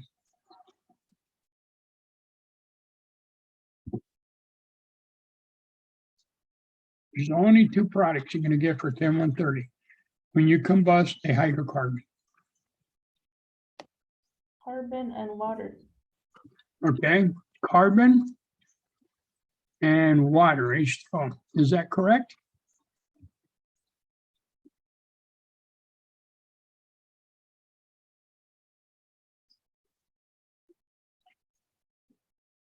You got the carbon, that's 50% correct. You're missing another part. Something that plants love. Something that plants need besides water and nutrition. Oxygen. No, we need oxygen. What do plants need? Do you ever wonder why they tell you to talk to your plants? That's CO2. You got it, carbon dioxide, because carbon dioxide exits us, which the plants like, obviously, and they give off oxygen, which we like. So it's a mutual cooperation here. So that's why they say, talk to your plants. The other thing you can do is, for your plant lovers, is go to Fry's and get some dry ice. Dry ice is nothing more than carbon dioxide. Put it near your plants and they will be happy for you. Okay, so we have written the equation for the combustion of a hydrocarbon. In this case, they give you the formula, okay? This is propane.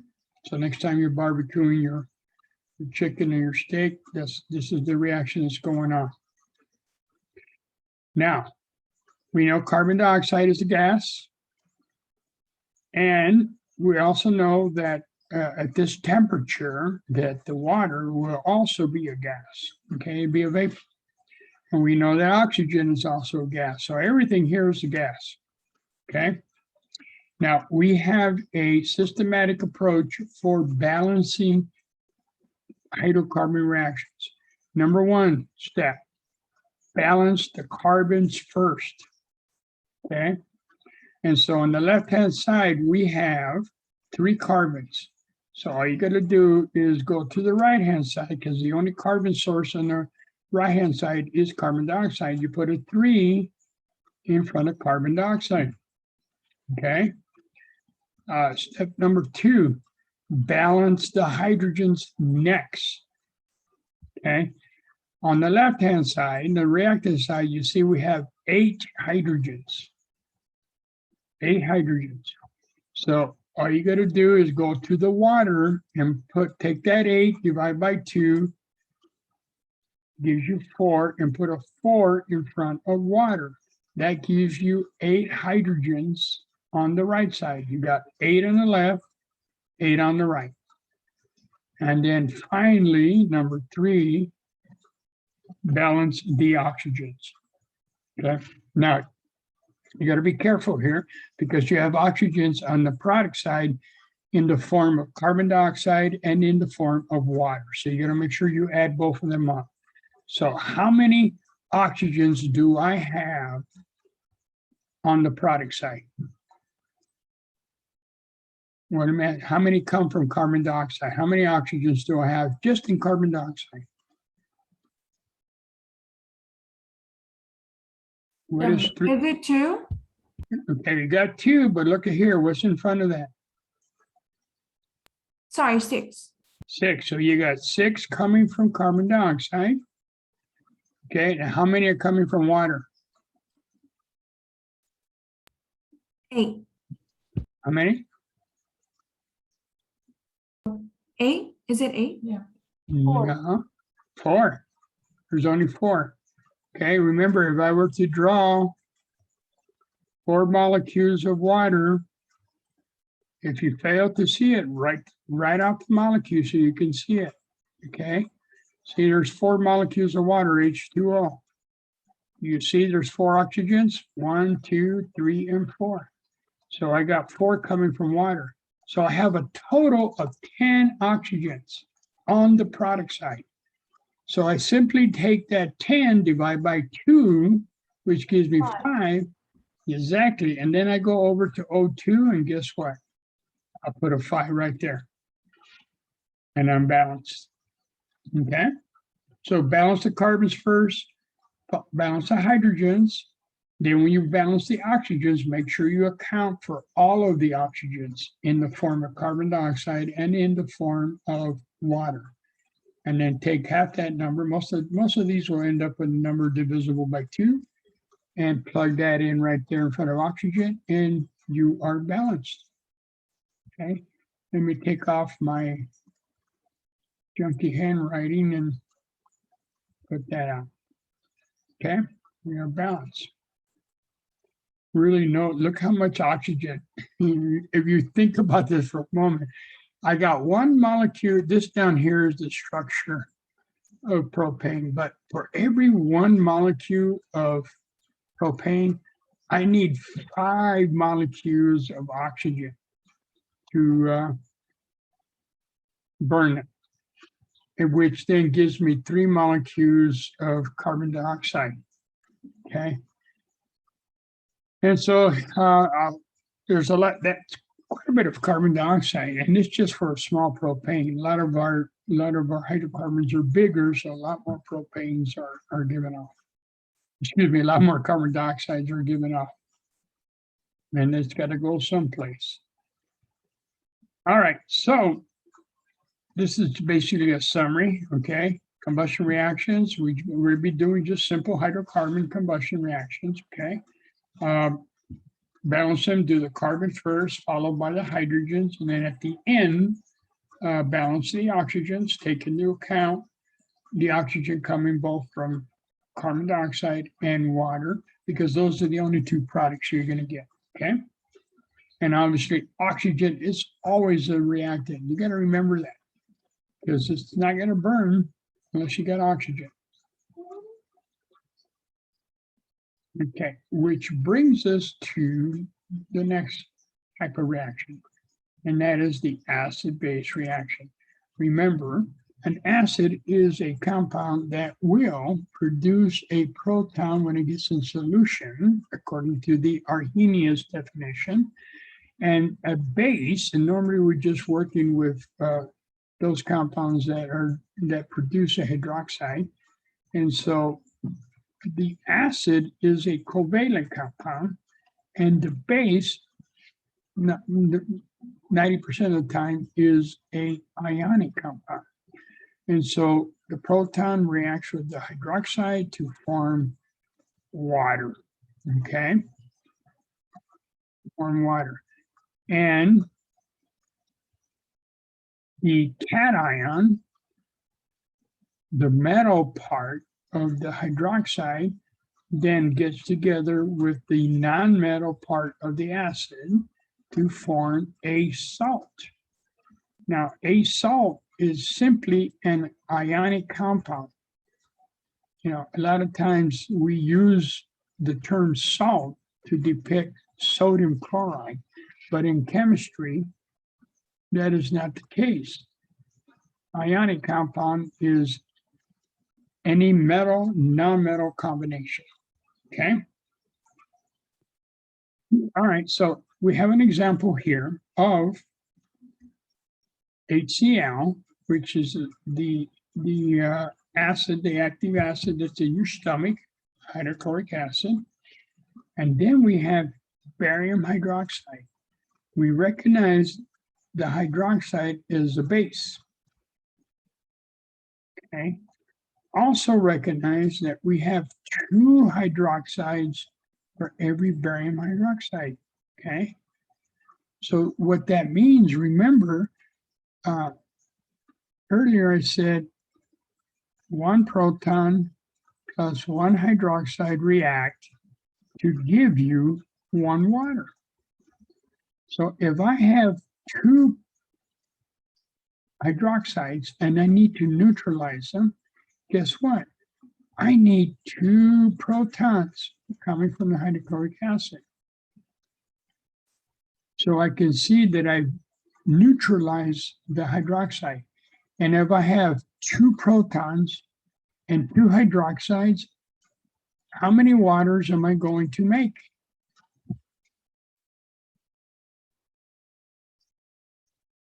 Remember that example I said, if I got 1 million protons and 1 million hydroxides, do I not make 1 million waters? Okay.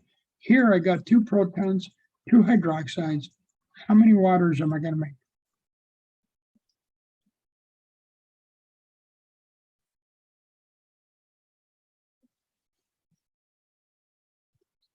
How many waters? Put it this way. If I got 2 protons there, 2 hydroxides there, don't I make 2 waters? Yeah. So I'm going to make 2 waters. And so the protons and the hydroxides, they're balanced because I got 2 protons, 2 hydroxides, I make 2 waters. Okay. Now, as I written up here in green, the metal, which is the barium, must combine with the chloride. Okay, but before I do that, like we've been doing, write them first in the form of ions. We know that barium has a +2. Okay, how do I know that? Barium is in group 2, is a group 2 element, metal, 2 valence electrons. It's a metal, it's going to lose those 2 electrons. If I forgot that, think about how it's bonded to the hydroxides, because I know based on the polyatomic ion table that each hydroxide is a -1, and I got 2 of them. So that means the barium has to be a +2. So you got 2 ways here to figure out its charge. The chlorides are in group 7. So they're always going to have a -1 when they gain an electron. So the chlorides have a -1. That means I need 2 chlorides for every barium, and I put them together to write a formula. And so the formula for barium chloride is BaCl2. And now what about the physical state? Well, solubility table, okay? I go to solubility table and I find that barium chloride is in group 1, barium chloride is in the first column of the solubility table, which is a soluble column, and therefore is soluble. And there's every chloride out there is soluble except for 3, and that is the silver, the lead, and the mercury chlorides are insoluble. Everybody else is soluble. So the physical state for this guy is aqueous because it's soluble. Now the water, it's making water, so water is just liquid, you know. It's not aqueous, it's liquid, it's making water as a liquid. And so now let's go back and check. Okay, we got 4 protons. 2 of them are in the form of hydrochloric acid, and 2 of them are in the form of the hydroxide. Okay, so we got 4 H's on the reactant side. Guess what? We got 4 H's on the product side in the form of water. Okay, we got 2 chlorides on the reactant side, 2 chlorides in the form of barium chloride. And then finally, we have 2 oxygens in the form of hydroxide on the left side. And we got 2 oxygens on the right side in the form of water. So we have a balanced chemical reaction, in this case, a neutralization reaction. Okay. And there you go. Now, remember way back when I stated, well, how do I know if I have an acid? 99% of the time, it will be written with a hydrogen written first. The only exception is H2O. By convention, H2O, the hydrogens are written first. Technically, it should be written OH2. But everybody in the world sees it, writes it as H2O, but it's not an acid. Remember that. So for Chem 130, the H written first indicates a potential acid coming at you. So then you look over to the right and see what's attached, and we got the PO4. That's phosphate, okay? But with the protons on, the 3 protons, because the phosphate PO4 has a -3. If I put the protons back on, you have phosphoric acid. This is one of the acids we talked about, okay? Now, here's the thing. How many protons does phosphoric acid bring to the table, if you will?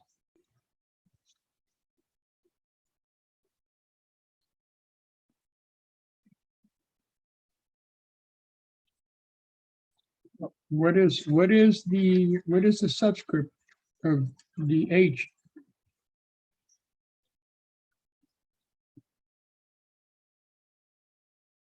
Doesn't it bring 3? There's 3 protons right here. Yes. Okay. Now, how many hydroxides did calcium bring in? 2. Only 2. You are correct. Now, I have not a balanced situation. I got to find something that will, you know how we were writing the formulas? We're looking for a common number here, because I got 3 protons, but 3 hydroxides. And if I react them 1 to 1, well, only 2 of the protons and 2 of the hydroxides get neutralized. I still got 1 proton left over, okay? So I can't do a 1 to 1. So what do I got to do? I got to find a common number, right? What is my common number here in this 3 to 2 situation? Is it 6? You got it, okay? And so let me clear this up a little bit. And so if I put a 2 in front of phosphoric acid, that gives me 6 protons, right? And if I put a 3 in front of calcium hydroxide, well, then that gives me 6 hydroxides. So if I have 6 protons and 6 hydroxides, how much water am I going to make?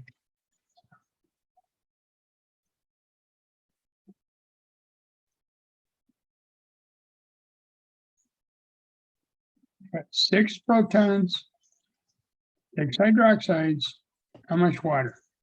6. You got it. 6 waters.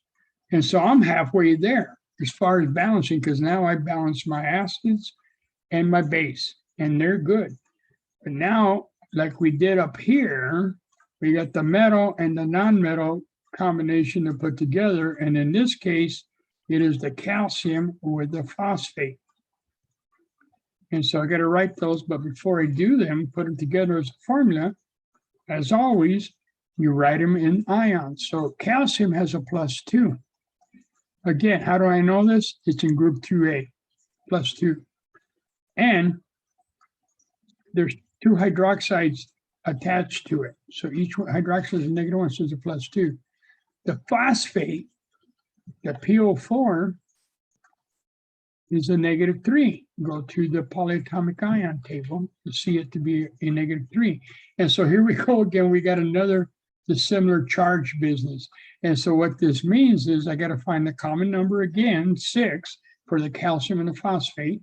So if I put our common number is 6, so I need 3 calcium and I need 2 phosphates. So I got a total of +6 here and a total of -6 here. Okay, to balance that out. All right, and so my formula becomes calcium 3PO4 parentheses 2. Okay. Let me take my messy writing out and then we bring the printed one. So I got 2 there, 3 there to balance my hydroxides and my proton, which gives me 6 waters. And then that exercise we just did, there's a formula for calcium phosphate.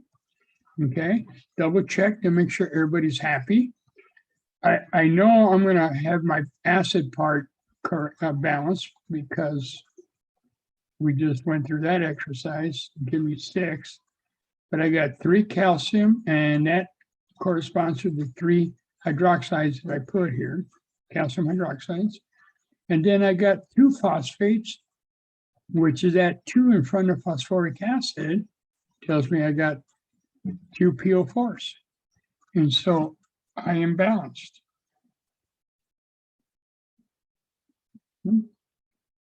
I am balanced. And what I did here, the thing to remember, balance acid-base reactions, you follow the protons and the hydroxides, okay, which we did down here in both examples. And then the corresponding salt that you form just falls in place. All right.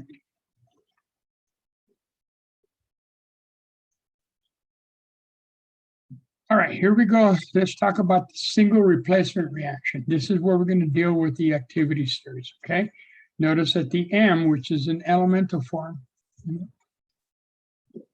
bear with me 1 second.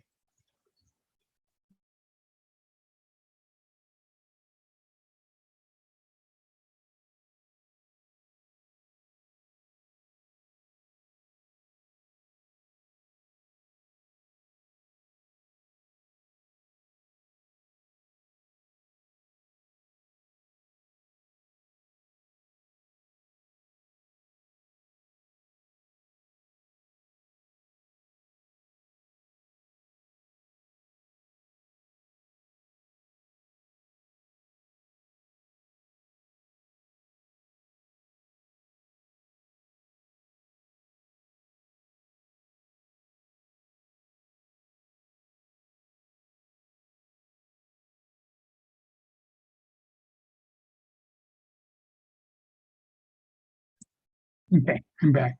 All right, the single replacement reaction. It's written here in very generic terms. You can see M and A represent metals. M is the element, it's the pure metal, and A is a metal, but it's an ionic form. If this reaction proceeds, as I mentioned before, the metals exchange places, okay? So now you have MX with, and then you have the other metal, which now is in elemental form, okay? Now, the metals that are most reactive, we use the activity series, okay, which is a comparison of the relative comparison of reactivity, which is relative to hydrogen. So you don't have to memorize the activity series because you have it. Just learn how to use it. Right. First things first. You notice here that lithium is the most reactive metal of all of them listed here. And the least reactive is gold. Gold, very unreactive. It can be underground for a few thousand years and come out as shiny as the day it went in, okay? It's because it's so unreactive, it's called a noble metal, just like the noble gases, okay? Now, the ones in white are extremely reactive. So from lithium to sodium, they are so reactive that if I simply put them in water, they react violently. So what I'm going to do is I'm going to call these M prime, okay? These metals, lithium, potassium, barium, strontium, calcium, and sodium. I'm going to list them as M prime. When they are put simply in water, what they tend to do is they react violently to generate the metal hydroxide.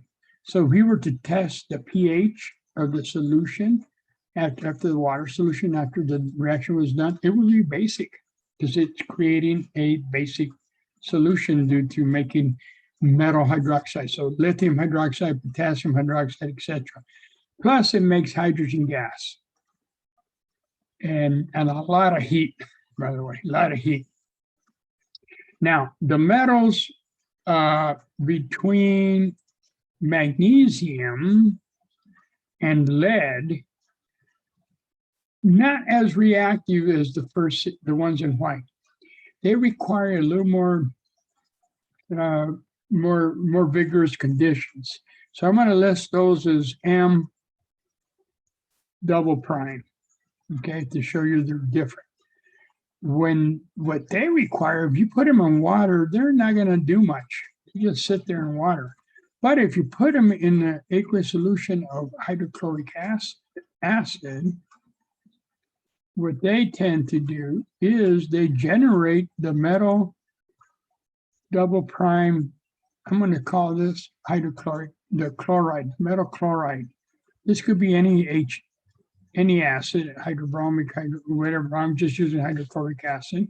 I got a proton source plus hydrogen gas. Okay, because the pH has to be really lower for that group to react. Okay, and then we have hydrogen. We'll come back for that in a second. Now that means that everybody else above hydrogen, that's copper, silver, and lead, very unreactive. I would require very strong acids for those things to react. So they're very unreactive. Okay. Now, as I stated, this is a relative scale and it's relative to hydrogen here written in parentheses. Now, we're all familiar with the element form, that is the element is neutral. That's when I say elemental form of sodium is sodium with equal number of protons and electrons. Well, for hydrogen, there's the elemental form is H2. We know it's diatomic. The ionic form of hydrogen can be either H plus the proton or H2O. Okay. Now, why is that important? Because I'm gonna ask a question with respect to the reaction, whether the most reactive metal is in ionic form. Now, obviously, hydrogen is not a metal. But the question is the most reactive metal, which includes in this case hydrogen because it's relative to hydrogen, in ionic form? And then depending on the answer would tell me whether the reaction will proceed or not. Okay, we'll come back to that in a second. Okay, the bottom line is this: the most reactive metal is not when compared as far as stability with another metal in ionic form, the most reactive metal of the two wants to be in ionic form, wants to be in a compound form. And so reaction proceeds. Okay, if it's already in a compound form, then the reaction as written will not proceed because the most reactive metal is already in the most stable state. Does that make sense? No? Okay. It's already in stable state, so it's not going to do anything to go backwards. It can go backwards, but it takes energy into the system. So we're talking about reactions that occur spontaneously. Any chemical reaction, let me tell you this, any chemical reaction is reversible. But if, like I stated, energy, Mother Nature rather go downhill than uphill. To go uphill, you got to put energy into the system. So whatever is the most stable it's going to take that route. Okay, so let's go through some examples. Here's the activity series. that the most active metal wants to be a compound. And if it's already a compound, then there's no reaction. If it's not already a compound, then you just reverse the partners, okay? Reverse the partners. And then again, we write the new corresponding salts or covalent ionic compounds. We first write the ions, like I tell you before we put them together to write the formula. First write them in ionic form and then put them together with the right number of each. Okay. Then of course we put in the states of the products, you know, solid, liquid, gas, whatever it is. Then obviously we balance it. Now balancing here is going to be more of a trial and error, like we did the very first ones. Okay. But they're not going to be very complicated, so it's not like shouldn't be very tough to balance. All right, let's take a look at this. Okay. We have zinc nitrate in the presence of sodium. Now, what you do, step number one, I'm going to walk you through the first one. Step number one, determine the most reactive metal. Now, we don't care that zinc is ionic form right now. We don't care. We just know it's zinc versus sodium. That's all we care about. So we go to the activity series and we look for zinc. And here's zinc, okay? We look for sodium, and here's sodium. Now, of these two, which one is most reactive?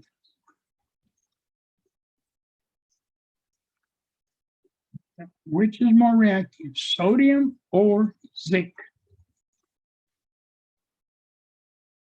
Is it sodium? You got it. Remember, the greater than arrows going to the right. So lithium is the most reactive metal, and gold on the far right is the least reactive.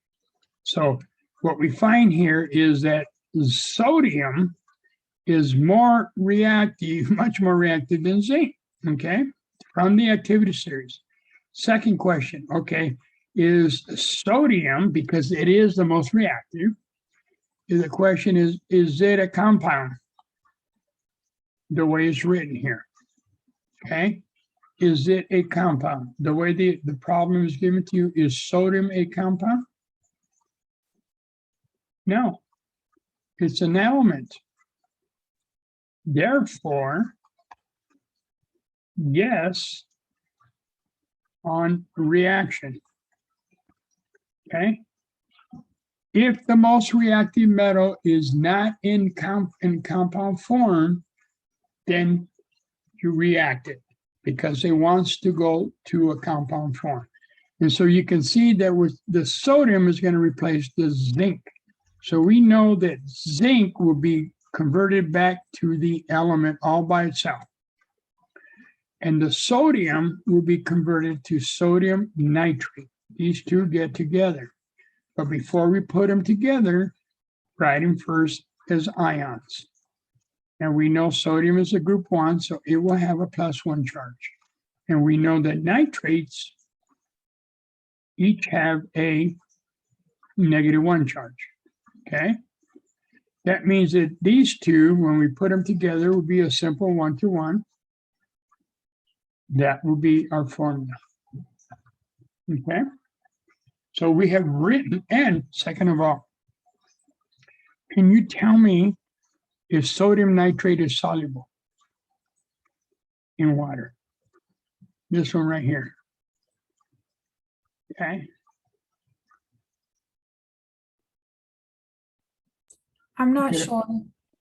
Okay. Well, if you go to the solubility table, okay, solubility table, if you look at number 3 on the first column, the first column says soluble. That means that all nitrates, every nitrate that you can think of, is soluble in water.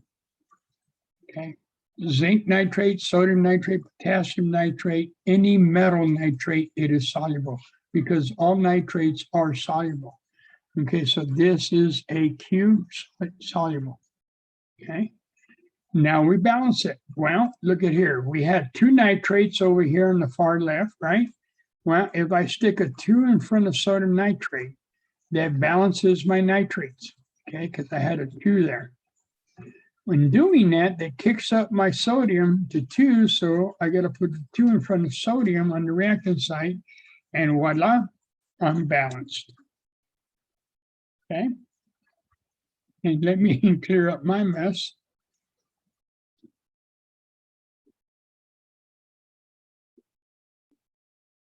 Okay, so that is the formula that we came up with. Okay, and sodium nitrate, again, if you go to the solubility table, look at here. See all the nitrates right here? All the nitrates, number 3, it's in the soluble column.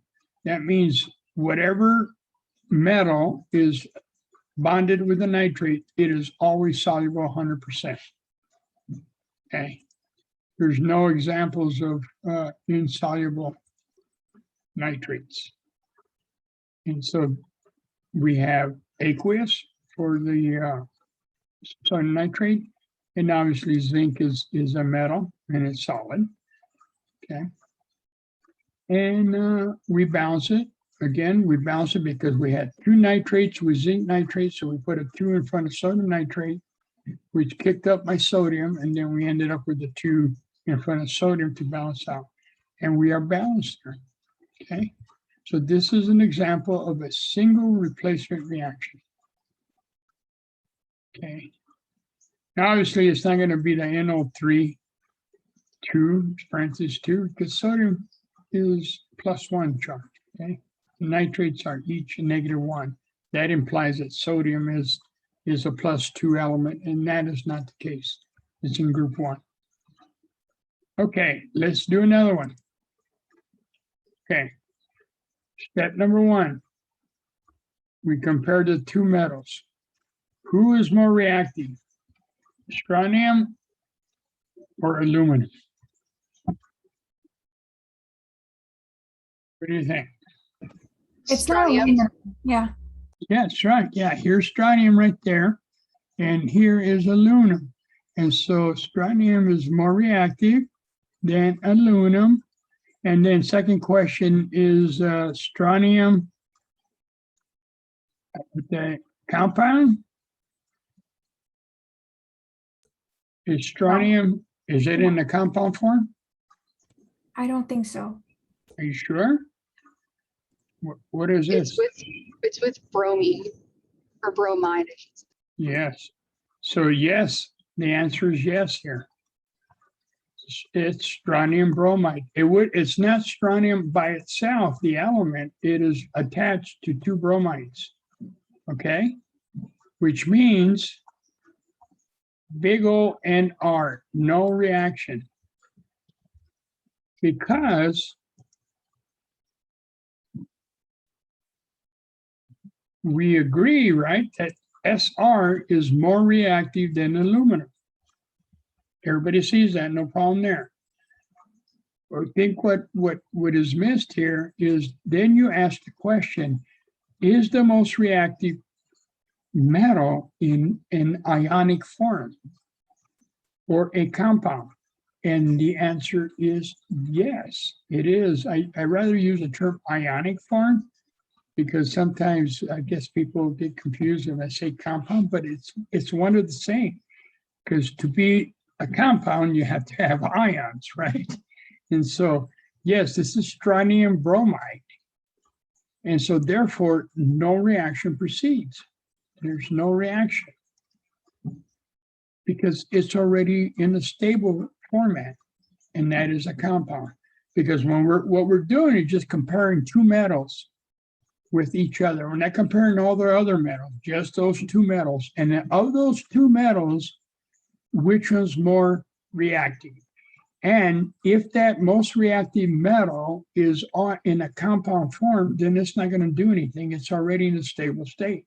If it's not in compound form, it's not in a stable state, and it will react, okay? So this reaction as written will not happen. You get no reaction. However, the opposite reaction will.